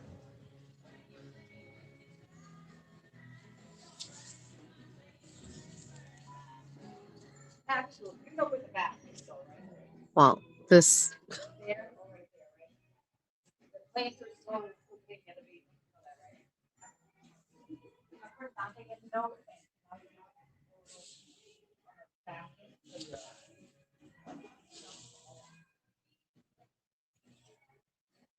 Want to make sure everybody will listen to that. Thank you. What the fuck kind of shade is going on here? What's going on exactly right now?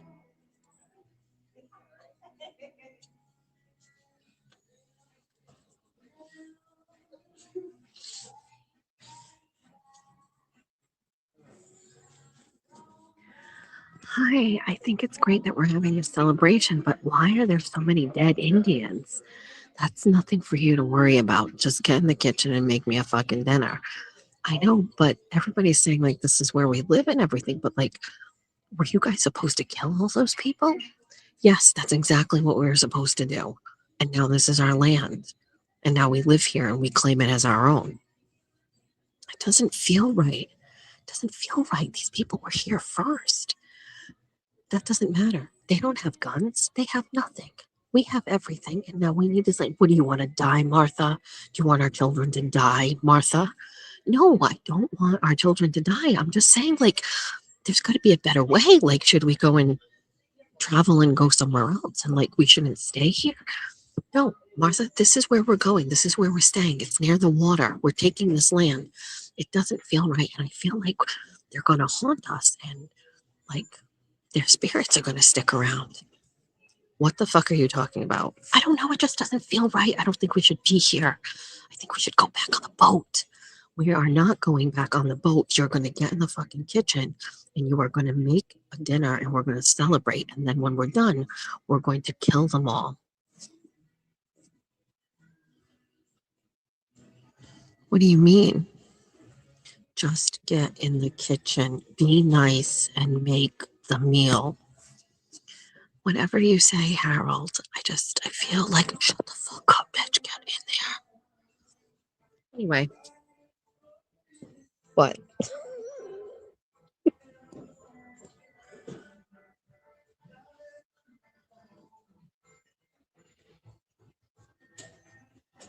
What?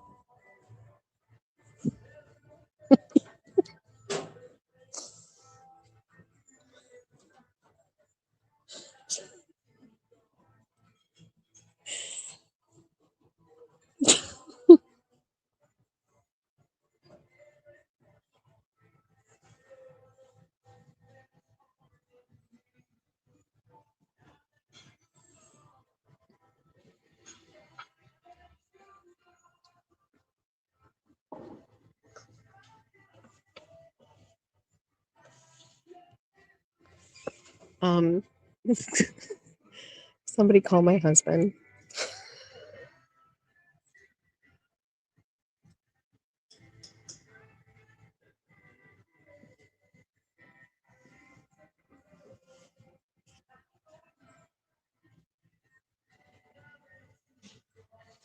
Somebody explain this.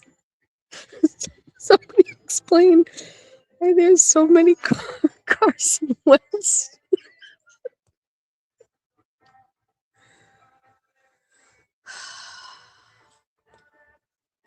I feel better. I feel better. Right?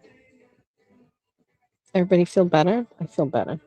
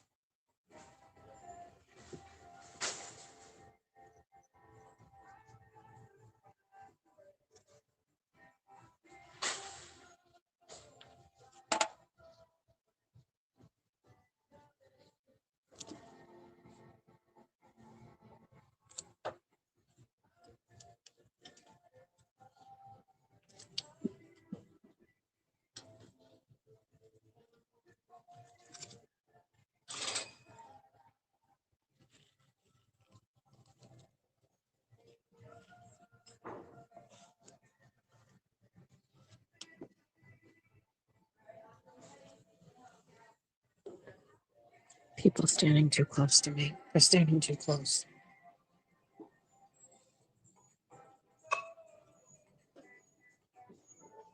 Like, we're in this big ass fucking store. Why do you have to stand that close to me? Guys are creeps. That's all I'm gonna say. Creeps. How's the chat? I can't look down. I gotta keep my head up at all times. Gotta keep my head on a swivel, essentially. Right?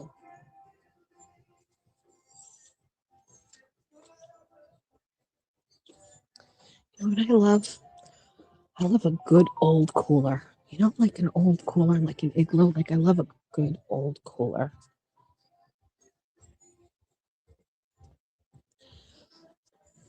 Let's go look at furniture that my husband will most likely tell me we don't have space for. Just let's do it. What's my toxic trait? Buying things from savers that we don't want or need.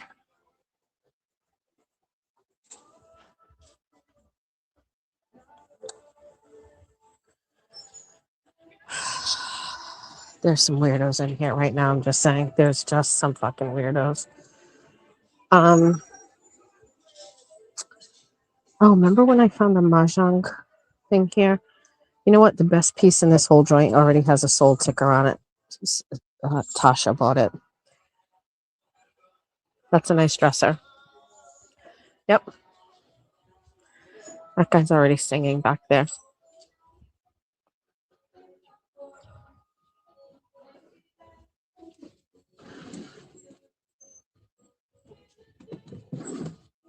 I don't need any of this. I don't need any of this.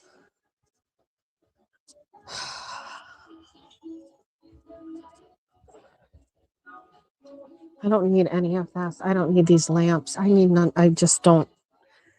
I don't need anything here. I certainly don't need somebody standing within 4 inches of my ass while I'm looking at.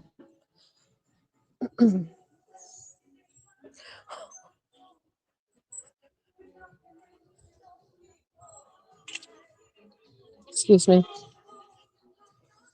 Okay, that employee just walked right into me. What's going on here? Last thing we do is we go look through the area where they have Afghans to see if my Afghan my grandma made me when I was little, that my stepfather threw away, just so happens to show up here. You never know. Like, one day, it could be here. Do I look for it every time? Yes, I do. It's how we work through our trauma. Shut up. Not here again. Okay. All right, you guys ready to leave? Can we go home now?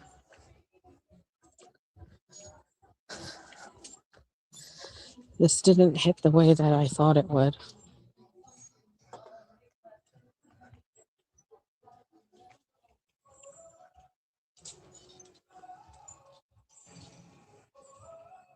This music is also way too aggressive for 9 a.m.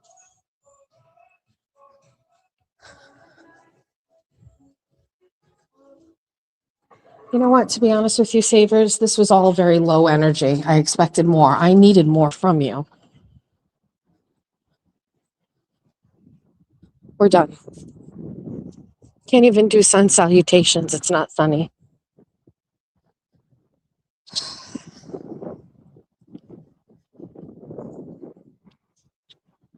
There's a picture on the back of this car, and it says, Charizard doesn't care about your family.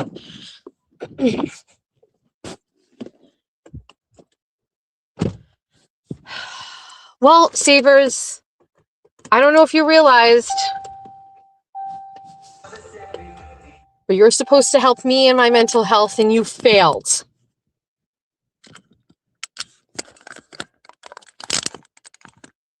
Time for nugs and a Coke? Absolutely not.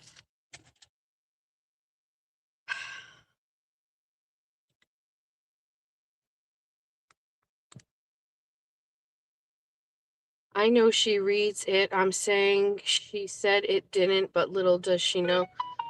What is that? Hi, Arkansas bestie. Please buy these. I don't even know where you are, but you must.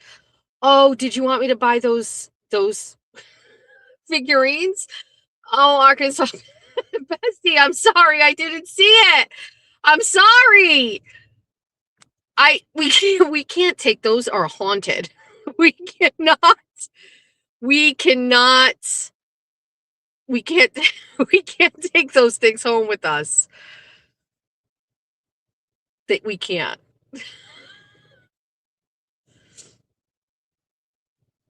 free Martha. Oh God, Julia sent me a picture. It says, does this look normal or no? What is this? It is a picture of deli sliced turkey honey breast. I think so. I think that looks normal. Wouldn't be a day. Okay, you know what? Hold on. It's okay. We can go back in and get them. Do you want me to go back and get them? Should we just get Martha? And should we leave him behind? Or do we go and get both of them?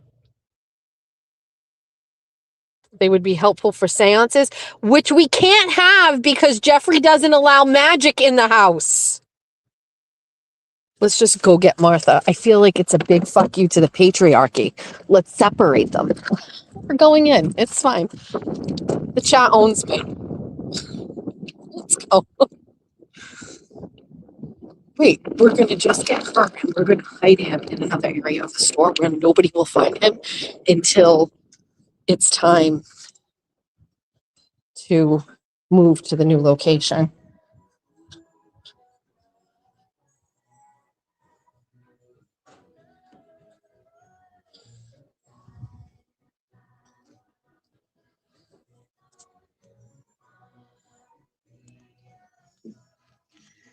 Martha?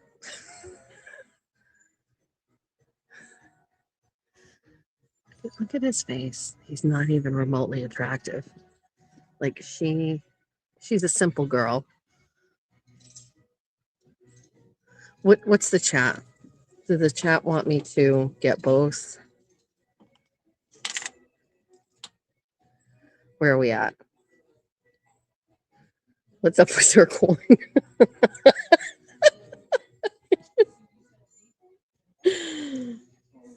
Wait, what does one mean?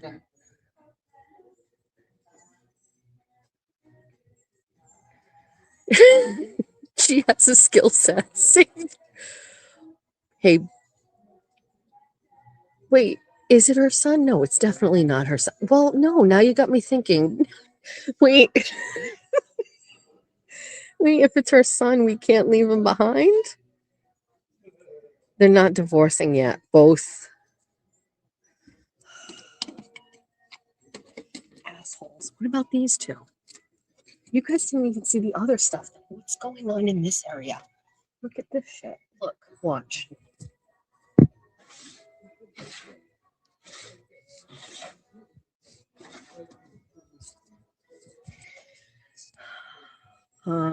There's this guy, and then this lady, she's got chickens. I don't know what this guy is.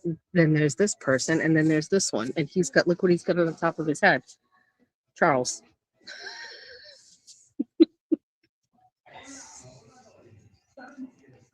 Some serious judgment going on with this bitch. I'm getting them both.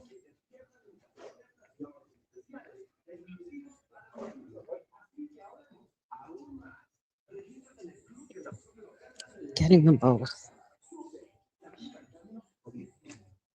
Hi. Card. Thank you.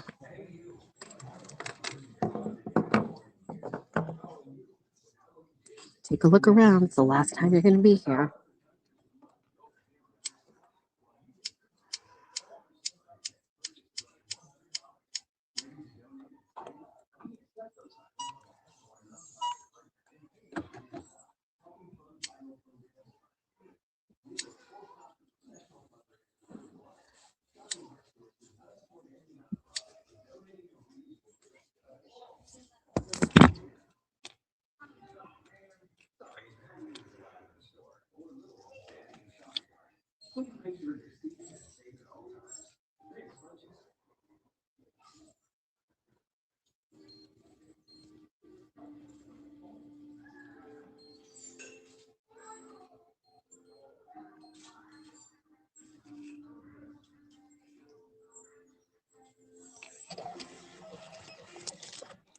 Thank you for shopping with us. You're welcome. Thanks. You too.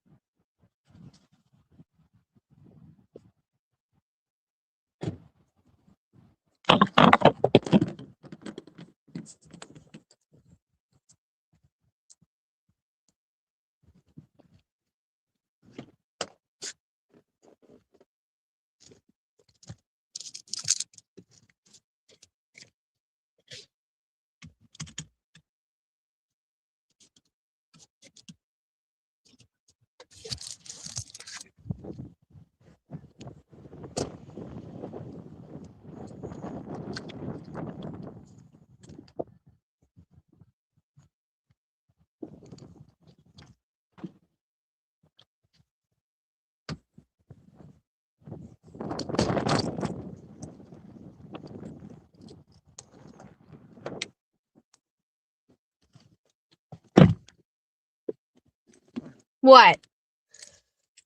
Just handling business. I took them, but I don't have to be happy about it.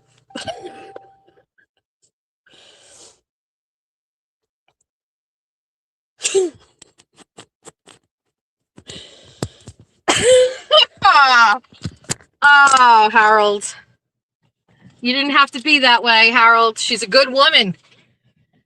She's a good woman. I actually do feel a little bit better, right? I feel better. They're made out of wood. I'm sorry, they can't break. They're made out of wood. I know they look like they're cheap plaster, but they're actually whittled out of oak trees from Plymouth.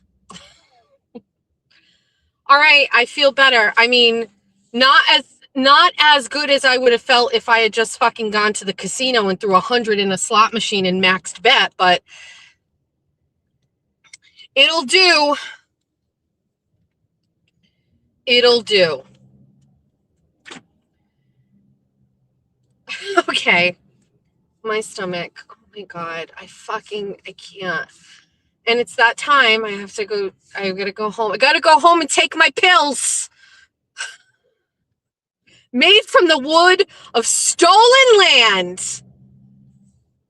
Did I not get to anything on my agenda? Is there something that we didn't get to? We covered the fucking patriarchy. I love the patriarchy. Men for president, never women for president, ever. We're too fucking emotional. Sorry. Take Martha to the Cino. Fuck Harold. We can't. We have Nike slides on right now. I did the best I could. I put on a bra and underwear. Why is there a place over here that says check cashing, real checks? What, like as opposed to fake ones? Do you have to be that specific in Fall River off the Ave? Check cashing. Is there real checks? Is there a need for that in 2026? Like back in the 90s, we had checking accounts and sometimes your bank was closed, so you needed to go after hours. Shout out to was it Checks Plus back down on Globe Four Corners, right? Definitely needed a place like, but it's 2026. What do you need? If you're cashing checks right now, that sounds suspicious. Bras and underwear are definitely a good start. On any given day, there's no guarantee I actually have on a bra or underwear. Oh, there's somebody riding. He's got a scooter. They see me rolling. They hating. Remember that guy when I was in Lawrence for Kelsey, and he was playing the Puerto Rican music? Up another fucking dispensary popping up in Fall River. How many fucking dispensaries do we need? Can't you keep it sparse so there's some sort of like energy around it? Like, oh, I gotta get there before it all sells out. Like, please. Please, please, please. Oh, this car is just stopped in the middle of the Ave at a green light because the car in front of it broke down. Why are you beeping at them? They're clearly broken down. Oh, she's yelling at okay, her car broke down. That's sad. Why would you beep your horn at her? Ugh, Julia and the saga over this lunch meat. It's good. It's brand new. It's fine. It looks good. This man is out here shoveling. He's sweeping the street. I bet. Never mind. I'm not even going to get into this. I don't know. I'm just a baby, and I mean that in the best way. I can't see things in the city right now.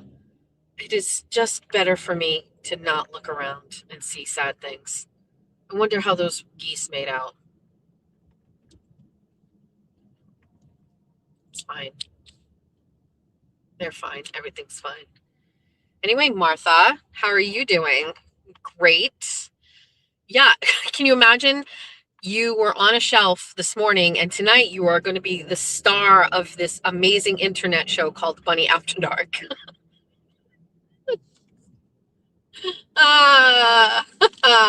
we have a lineup for tonight? We got Sparkly Rabbit, and that's all I got so far. That's all I got so far. So Kane wants to come on my show tonight. Only if he comes as the ghost of Kane. We buried your ass. And so, yes, Kane can come on, but only if it's Kane's ghost. Okay?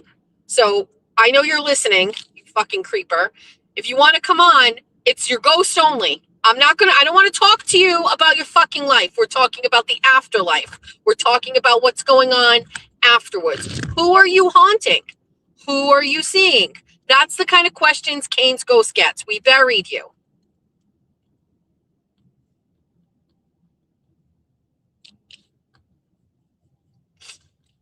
He's got to be in a white sheet. And not the kind of white sheet you probably want to wear, you fucking racist. I'm not catching strays from YBE for your racial fucking shit ever again. Because you know what?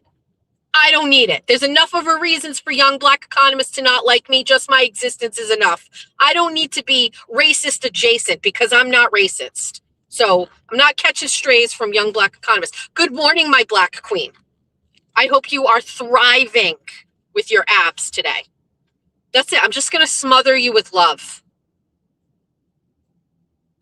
I'm just going to smother you with love, YBE. YBE heart emoji. Sparkly heart. No, not sparkly heart emoji. JMS, Jess Machado Show, heart emoji, YBE. Are we getting Val tonight? I don't know if anybody talked to Val. Happy to have Val on. I did a little recon, not a little recon work. Not a little recon. Does Jimmy love Val?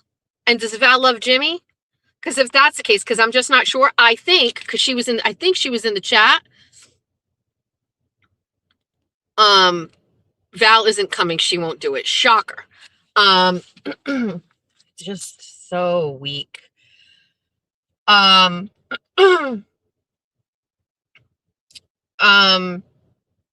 I was just gonna say, if Jimmy likes Val, I'll try, but never mind. I default back to my not liking her emotion. She's mean. She's mean. She doesn't have to be that mean. If I've got to pick one black woman to like here, I'm picking YBE, not Val. The Neighborhood Grill Applebee's in Fall River got a complete refresh for the first time in 40 fucking years, and it looks good. It looks good. I'm curious. Jeff is also curious. We would like to see what it's like. They had a really great bartender in there, but he left, and now he owns Tequila Lime. What the fuck is going on with this guy? This guy has the Jesus hair. He's smoking a cigarette. He's waving. He's holding a sign. We're not doing it. The answer is absolutely not. Hi. He gave me a wave. And he's got nice flowing locks, but like, what are we doing over here?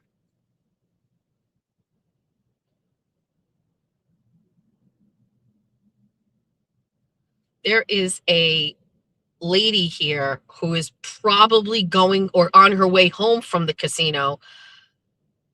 She's got to be in her mid to late 70s, maybe early 80s. Probably uses Bay Harbor Beauty on her skin because she doesn't have a wrinkle. But they're fighting. We've got competing panhandlers here. They both have signs. They're both mad at each other. He's telling him, oh, this, I didn't realize this. The guy that first came over to me, he's got blood all over his shirt. I won't put them on screen because people will come at me. But they're fighting each other. What are you doing here? No, you're not supposed to be over here. You go over there. He's pointing. I gotta ask.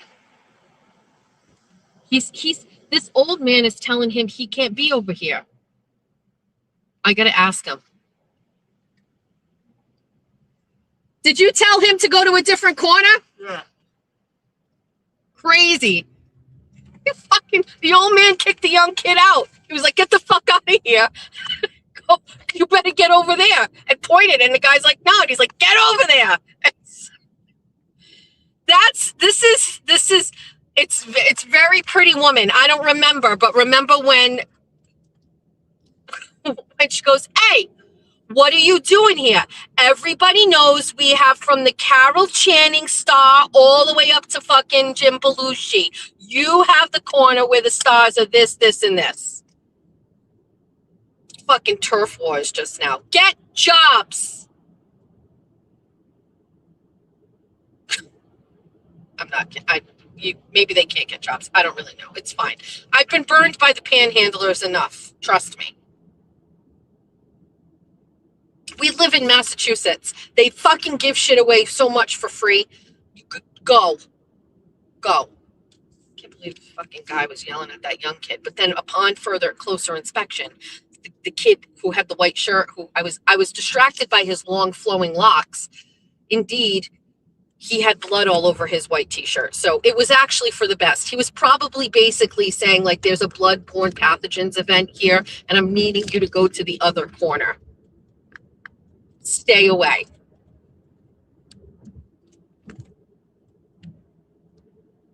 This is actually ground zero for a hantavirus. Right there on the corner of Plymouth Avenue. Patient zero.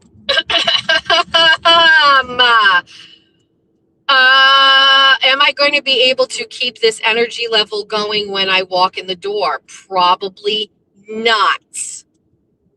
I have to take my stupid medicine. I don't want to take it. Let's call Meowser. Yesterday, Meowser, as we explained, there's a 50-50 chance on any given night Meowser sleeps on the couch or he's in his office when I get up in the morning. But yesterday, when I was leaving in the morning, Jeffrey was sleeping on the couch. Now, perhaps it is so uncharacteristic. What are you looking at? Do not fucking look at me. Oh, that's a hearse. Never mind. Agent of death? What are you staring at me for? Mauser just looks so snuggly. He was under my minxie blanket that my friend from out west sent me, and he just looks so snuggly. So I went over and I gave him a little kiss on the cheeky area, and that was it. And then when Jeff came home from work, he's like, Mauser, did you give me a kiss on the cheek this morning? I said, yeah. He goes, why did you do that? I was like, I don't actually know. I'm not. Yes, I am going to court tomorrow. I am. I fully reserve the right to be an absolute raging bitch or a cunt, but I am definitely going to be there. We have nothing on the agenda tomorrow except going to court. It's all we have to do tomorrow. Oh my God, somebody just hashtagged Meet Joe Black. Claire Forani or whatever her name is, right? Anyway, that movie fucked with my head. Actually, when I watched that movie, like when it first came out, I didn't understand it. Only years later, with the gift of the interwebs, was I able to like go down a deep hole and get the explanation. I like when he talks to the Jamaican lady. I agree. So anyway, yes, I'm going to go to, my goal is to go to court. I missed the last one for the thing. This is mega motion hearing. I did actually yesterday read all 88 pages again. I read it a while ago. I wanted to refresh my memory.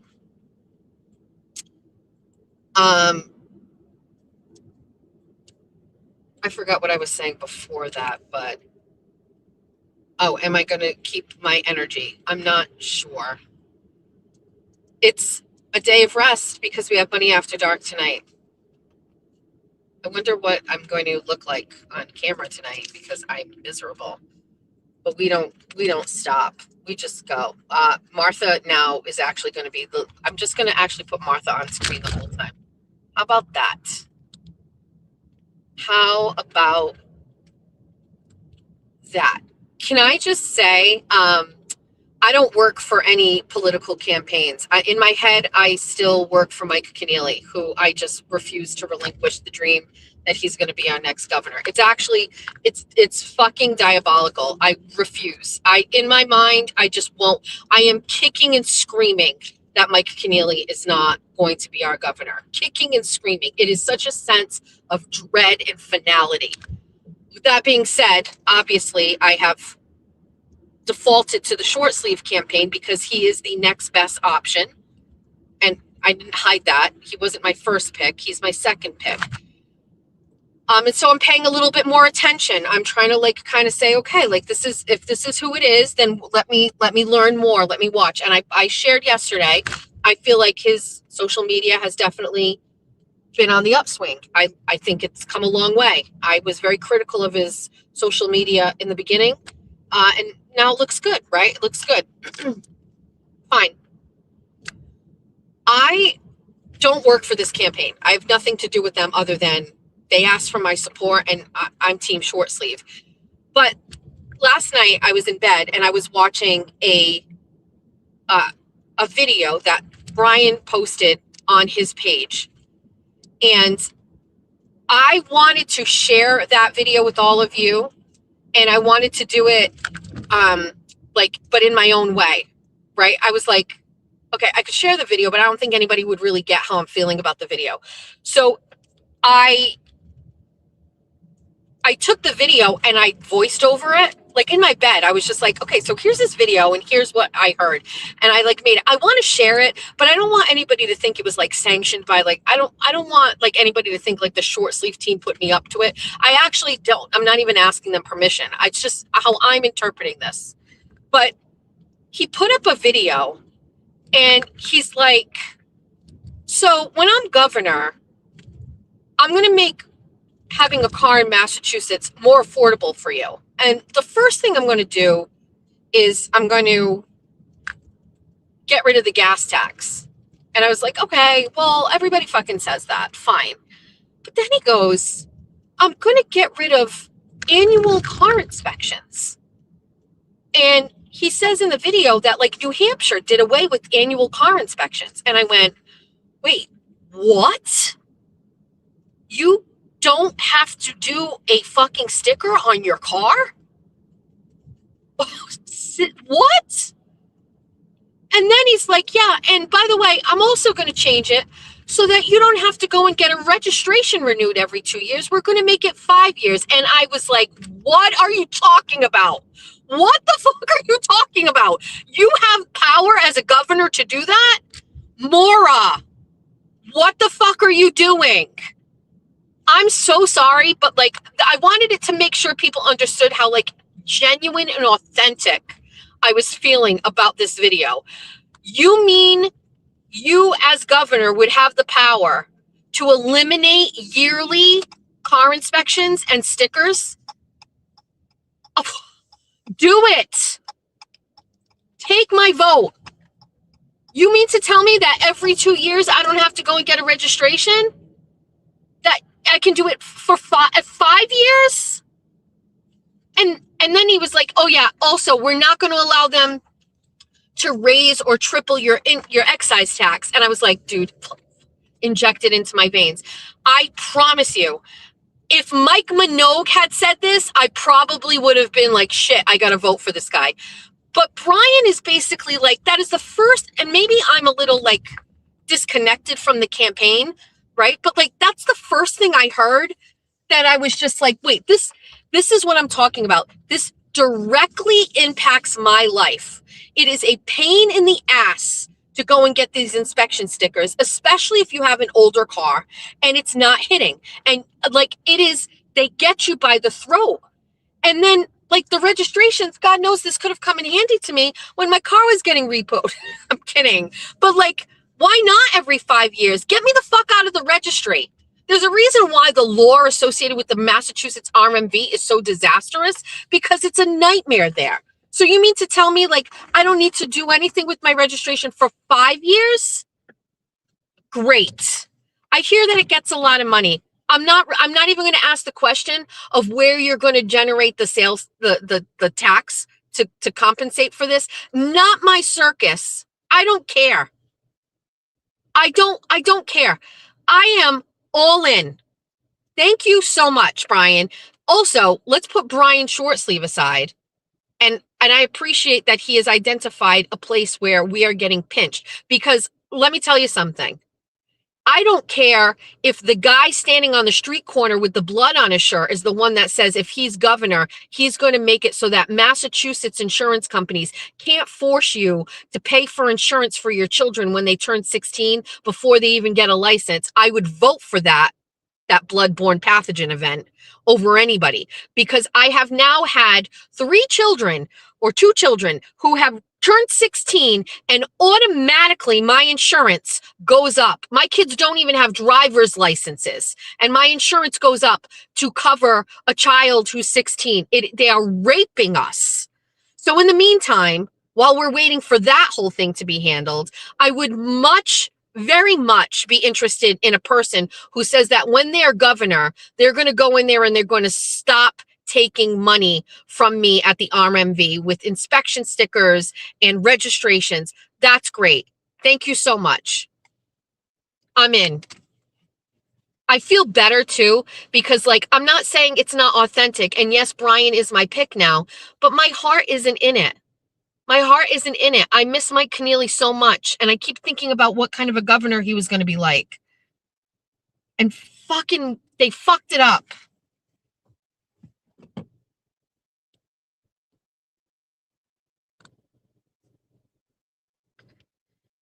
So anyway, that's where I'm at.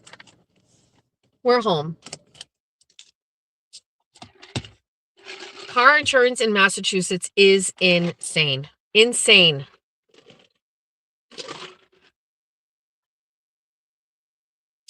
It is $1,000 for Georgia to take driving lessons.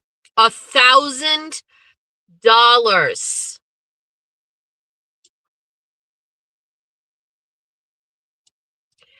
So I have a low insurance rate. I do. That's not an issue. It is correct. When I had the old Lexus before I had this car, and even with this car, my insurance is very inexpensive. I think it's $115 a month. It's very low. But when I had the Lexus, which had no payment, it was an older car. I think I was paying literally $60 a month then. I actually wasn't, I paid it for the year. So I don't really know. The problem is the minute Jack turned 16, even though he didn't get his permit, even though he didn't drive, they automatically added like a $360 a month. They adjusted it. And then they were like, well, if you can prove that he doesn't live with you and show us proof of where they do live, then we won't include them. And I'm like, he doesn't even have his permit. So then they gave me like a 30-day grace period, but every month you had to call them and say like, hey, this kid's not driving. They're like, well, we don't believe you. And so they just add them. And the exact same thing happened with Georgia. And I left, they added me. I missed it. I was with Geico. They added her. So then I get my payment and it's like $700 for the month. And I'm like, you got to take her off. And they're like, okay, well, we can rewrite the policy next month. And I was like, the fuck, I just left. I went to Progressive and started off without Georgia being on. And currently that's where we're at. So I don't know. I probably have to look into this about what I have to do again, but she's probably, I don't know. I haven't seen an increase yet.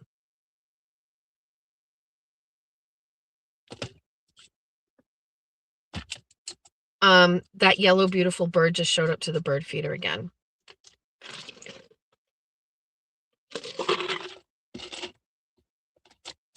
It's just insane. Progressive is going to find her. I have no doubt. And, it really sucks because, well, it doesn't really suck. Listen, my kids work. And so when Jack wasn't in school in the summer, he pays his car insurance, but he's in school. So when he's in school, we pay. And he didn't get his license until he was 18. He didn't want to drive until he was 18. So anyway, just the video for Brian is great. And I'll share my video. I just basically took his video and I was talking over it essentially the same way that I did just now, but without the swearing.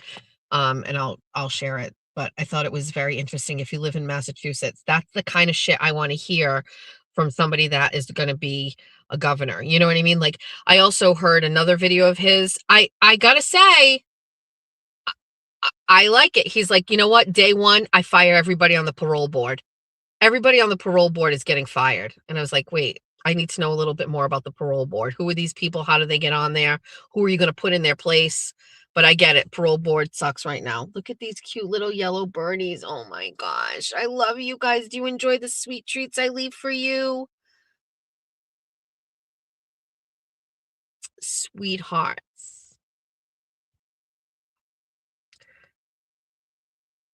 All right. So, currently, right, oh my God, these numbers. So here's where we're at. It's 9:47.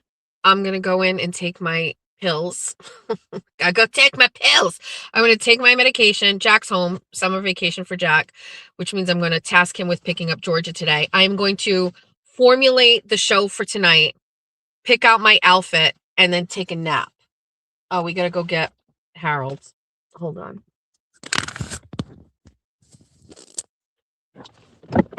Thanks for coming on this field trip with me. Hi, Martha. We got to put Martha in a bunch of different scenarios. I'm going to get Harold, but hello, sir. He has twigs and apples. And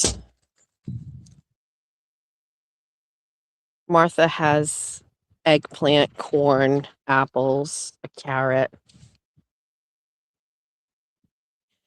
Thanks for coming on the field trip with me. It was great. I feel a little better. I feel energized. The key is to walk into the house and go straight into the office. Don't go to my room. Don't lay on my bed. Go straight to the office. Kids drive at 14 in Iowa. Holy shit. Blackbird singing in the dead of night. Hello, Reagan. Hello, Quincy. Good morning. Hi, sweetheart. Thank you.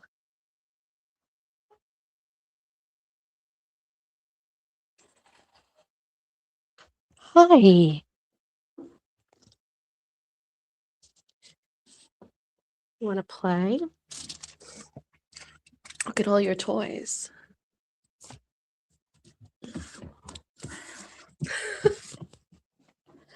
All right, you want to go outside? We'll just leave him in the toy bin for the dogs. Maybe he gets chewed up. Who knows? Who knows? You got your Bolly? Wow, you're such a good boy.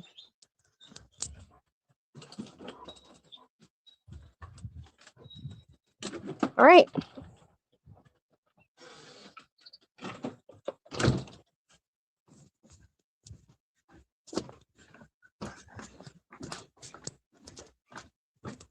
Hold on, stand by. I'll leave you out here. I'm going to go to the bathroom.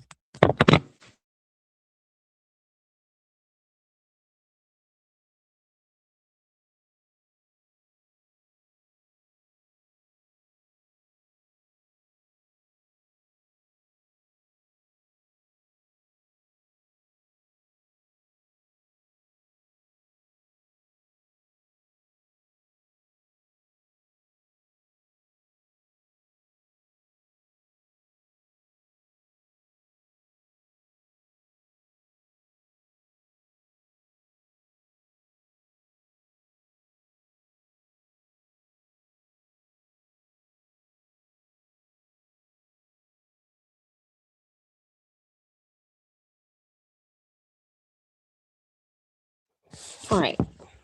I just didn't want to end abruptly. Be like, I have to go to the bathroom. All right. Anything I need to know? Anything else we have going on?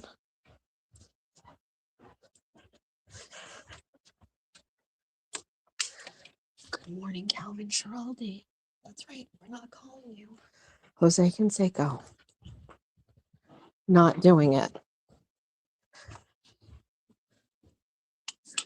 Good morning, Sam Rothstein. Well, it's definitely problematic. So we did a full tank clean for Sam Rothstein on Sunday. It is Wednesday, and Sam Rothstein is green again. So I have no idea. We've got to go to Petco. We've got to talk to them about it.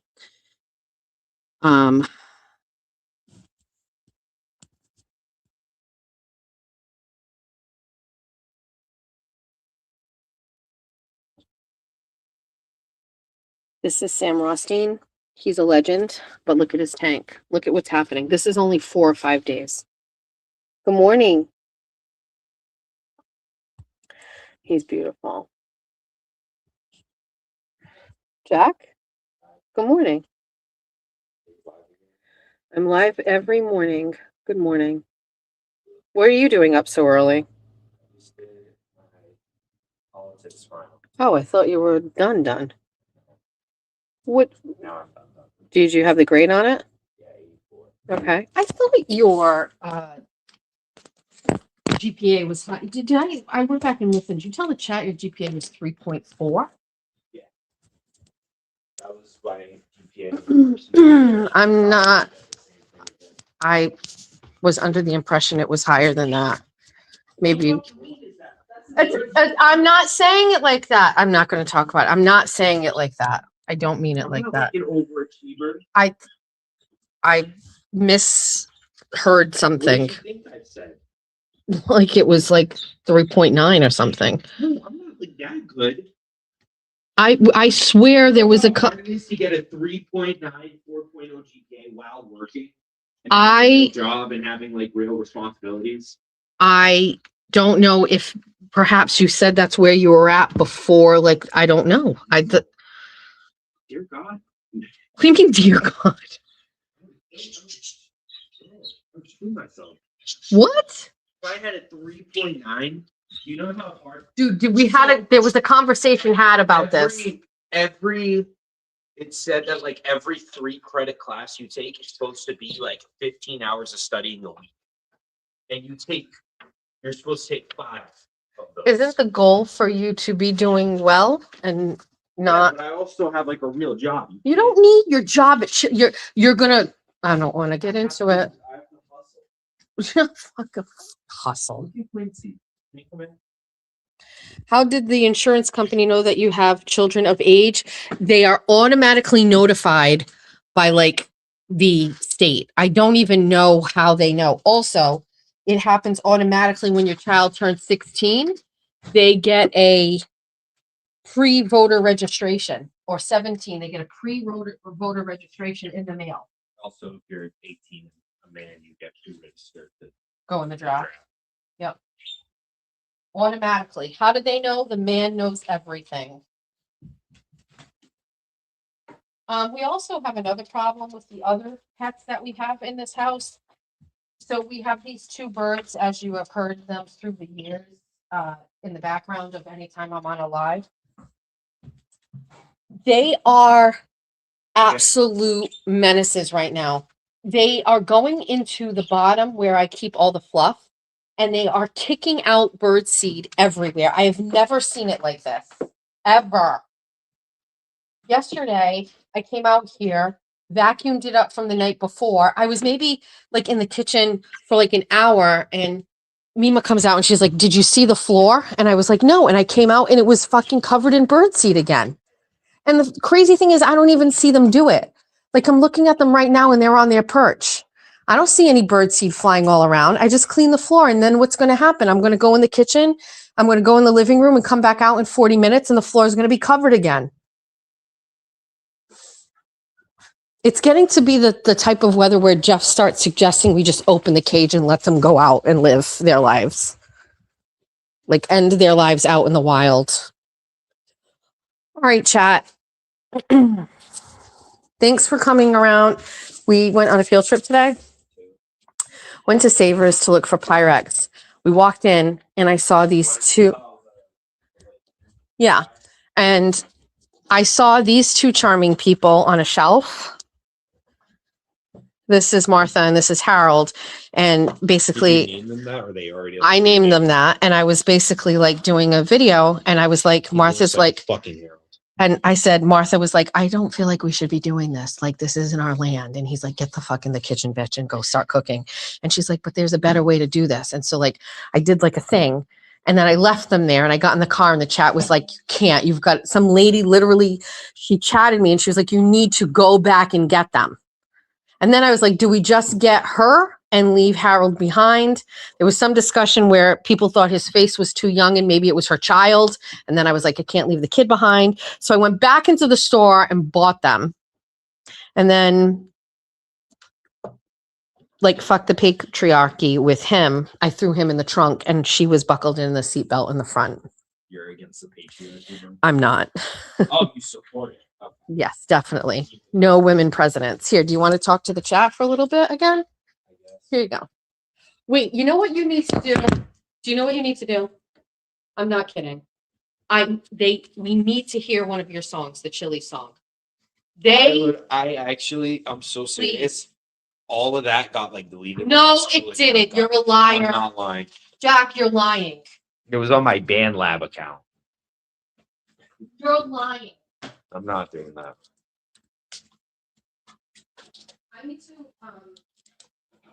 I want to go upstairs and get my laptop and Yeah, leave me alone with the Let's chat. talk to the chat. Be nice to him. You guys need to send me more things. No, Jack. Hey guys. It isn't. What? I don't know what y'all are talking about. Anyways, I don't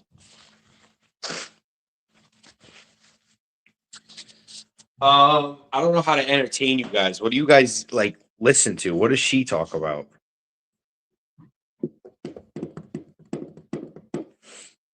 You have to. What the fuck?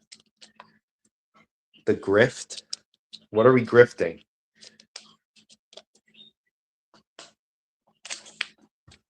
Hide Harold. I'm tired of it. I think Harold looks like a chud. I'm walking over to them now. He's like a pilgrim, it looks like. And his hat's broken.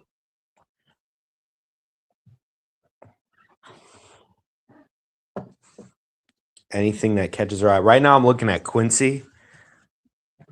He's a bit of he's not very sharp in the head, if you can tell. He just kind of like bums around. Life, work, school, girlfriend. I mean, life is pretty like in the it's coming up, you know, because now it's summertime. I don't get to like do anything. I can just sit around all day. I just get to be lazy for once. What's a chud? It's like a loser who just does nothing all day.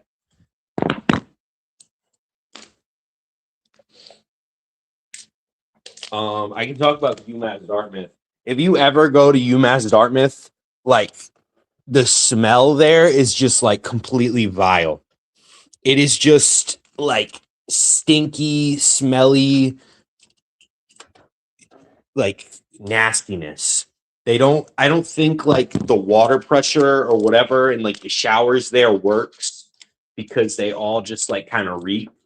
If you go into like the arts building, it's called CVPA, Visual Performing Arts Center, whatever. It like there's always like a group of people who sit around at like the table and like they always just are loud and obnoxious and they smell. Why does everyone like the ranch at Chili's? Because it's just like buttermilk. Hi. She went upstairs. Oh, that was Mima. Chippies, I do actually. I can only have a little bit of chippy. The brutalist architecture of UMass Dartmouth is very true. It's very I don't even know. It's just like dystopian. It's just sad brick buildings. They actually what's it called? They're redoing one of the buildings. They're like, you know, taking it all down and stuff. Who's very off-putting? I am. I'm sorry. When am I going to start a channel? Never. I'm going to start a podcast at 3 a.m. where I talk about Renovating is the word I was thinking of. Yes.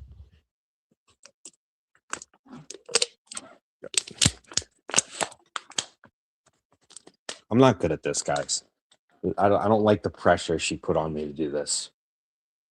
I'm not giving my Venmo. I don't need, I don't need people sending me money and requesting me money or whatever.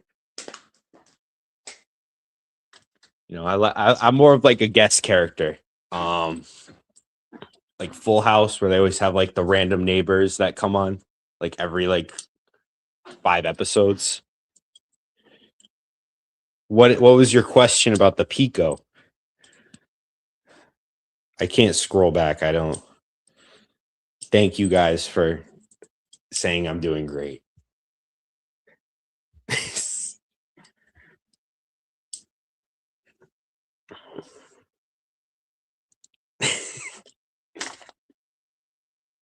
Where should you order nachos from? You could probably just make them yourself, honestly. Like, it's not hard. Craziest thing I've ever done. Mom wouldn't like it if I said that. I don't know. I drove without my seatbelt one time. Sweet gaming rig. It's not really a gaming rig. It's just like a computer. Bowling average. I'm not talking about that. It's abysmal. I've only just started getting better at it, and it's still not even great. Oh, she's watching now. Do I drive on the highway? Now I do. She doesn't like it when I drive on the highway. She caught me coming off of the highway one time when I wasn't supposed to, and I got berated. Can you take them? I'm done. Also, they're gonna hear it. Go ahead, answer the question, Sweetles. What's the worst thing you've ever done? Mom wouldn't like that very much. I'm not.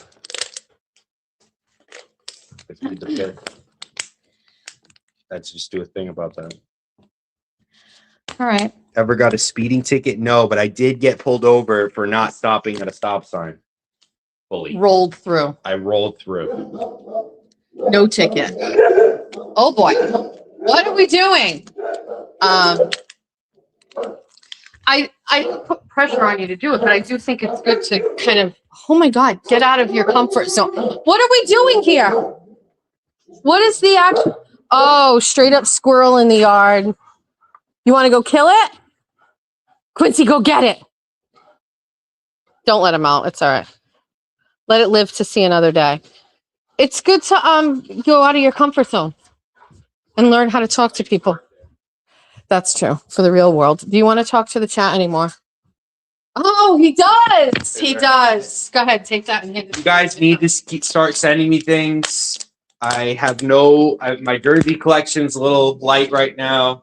I don't have good shoes. Yeah. I've been trying to buy those the Allen Iverson Reeboks, the question shoes. They're pretty cool. Allen Iverson #3. Yes. Who did an album that was called Iverson or something? Oh, you're talking about Post Malone. He has a song. Yeah. Do you like Post Malone? No, I don't dabble.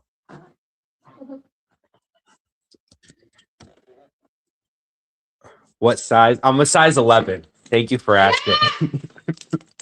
In shoes. Give it to me. Give me it. Give it. You're done. Say goodbye and say thank you to Bye, the chat. chat. Thank you for sending me things. No, just say thank you for talking to you and being nice. It could have gone the other way.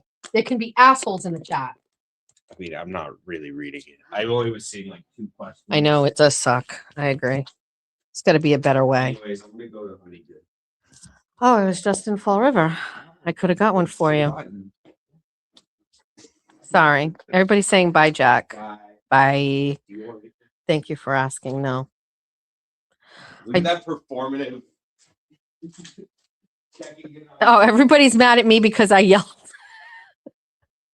I yelled at him. Are you working today? Wait, are you working today?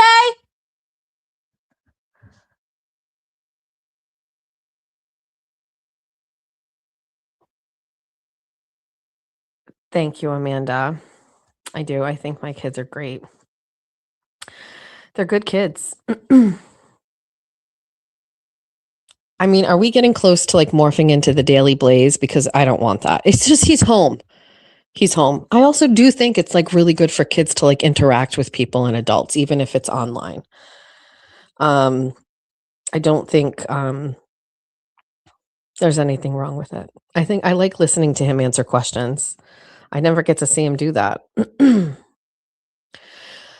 I understand the Venmo situation. I really, that is cross. I can't have people directly contacting my kids. That's the only issue. If you want to send, you can put it to me and I will Venmo it directly to him. But I can't do it.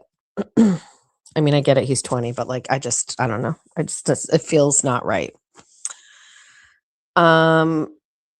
Please not the daily. Wait, what? He didn't answer. He wouldn't. What was your question, Danny? I'll ask him. I know. No. This is unrelated, but someone from the high school just asked me if I wanted to perform at graduation. Ooh, do that. Yeah, so I can sit and play circumstance for. Go back and perform at the high school. Yes, go. You graduated from there. Go back and perform. That's a nice thing to do. Do that. When is the graduation? It's got to be in June. Go perform. It overlaps with Julie's wedding. Oh, that sucks. You're lying about that, but okay. You should go and do that. The graduation's at the end of June, Jack. By the way, guys, I wear a size large XL. Danny wants to know if the Pico is made in-house at Chili's. Yes. Yes, it I is. think so. He thinks so. Yeah. Interview Jack tonight. Jack, are you working tonight? No. Do you have plans? He doesn't want to do it. See, he's already cringing.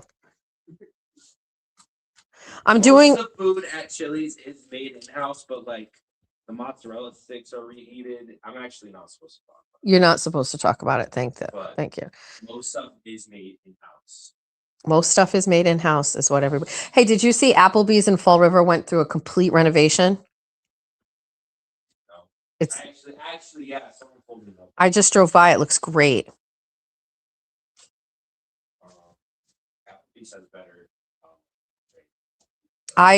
We went through this whole thing.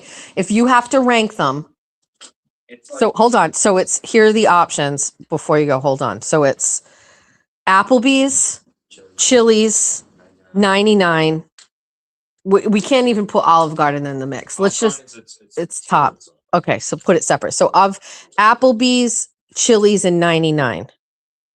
TGI Fridays used to be in this, but they're not around. So of those three, what's the one you're ranking? Food. Applebee's is like the worst overall, but they probably have the better like deal choices. If you've got to go and pick one and there's no wait times, you're walking in, you're eating dinner, where are you going? Applebee's, 99, or Chili's? You got to pick. Probably, I mean, not counting my discount, which the discount makes it like way worth. No, you can't. Chili's is the most expensive too. That's what Right. it down. It's so expensive. Like a triple dipper is like $18, and it's Right. not worth it. I would actually pick the 99 first, Applebee's second, Chili's last. It's Chili's like a one-trick pony. It only does like Right. same Tex-Mex. burgers, same Tex-Mex stuff. Yep. And it's less, a lot of Mex in there, you know? Yeah. Just Tex. Just Tex. Please be careful driving. Goodbye. Okay. Everyone around here does Chili's over all of those. I don't know. Applebee's has like a Asian wonton appetizer that has like a good slaw on it. That's good. They have cheap drinks at Applebee's. There are no more ground rounds anymore, I don't think. Although I thought maybe there was one that was getting like resurrected from somewhere. And Olive Garden goes over all of them, 100% over all of them.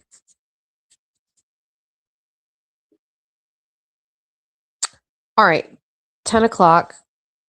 Thanks for hanging. Thanks for being kind to Jack. We get more Sweetles because it's schoolcations. And we have Bunny After Dark tonight. I'm going to work on it and then make a determination on if it's at 7:30 or 8. I'm feeling like it might be a 7:30 night. That's my take. I think. Okay. All right. Thanks for hanging. Thanks for field trips. And we will see you tonight on Bun After Dark. Meow, meow. Meow, meow, meow. It's all your favorite Jess Machado songs on one CD. Wake up in the morning feeling like P. Diddy. Grab my glasses, I'm out the door. I'm gonna hit this city. Before I leave, brush my teeth, say goodbye to Jack. When I leave for Bunny After Dark, I'm not coming back. It's all the hits you've always loved in one place. Just so everyone knows, it's alright because I got Jeff his new guitar. And that's okay, cause my family is the best thing for me. Whether you're singing in the car by yourself or hanging out with your besties, there's a song for everybody. How much is that coffee at Society? Last week it was 50 cents less. How much is that coffee at Society? I don't care if this causes a mess. Recruiting seagulls, dishing about politics, or just straight up gossiping, this is the CD for you. One low price of $19.99. The chat I can't see.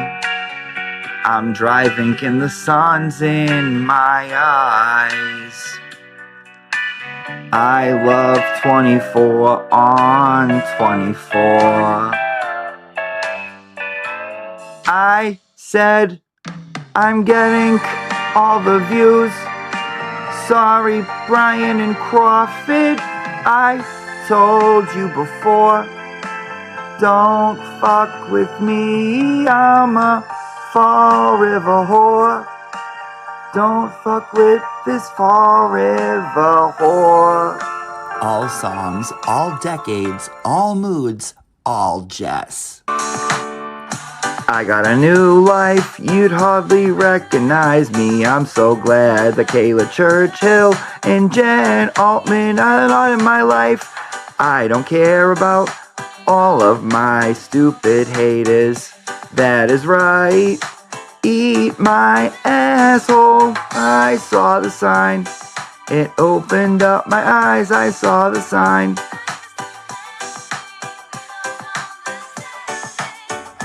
Get out of bed and call today.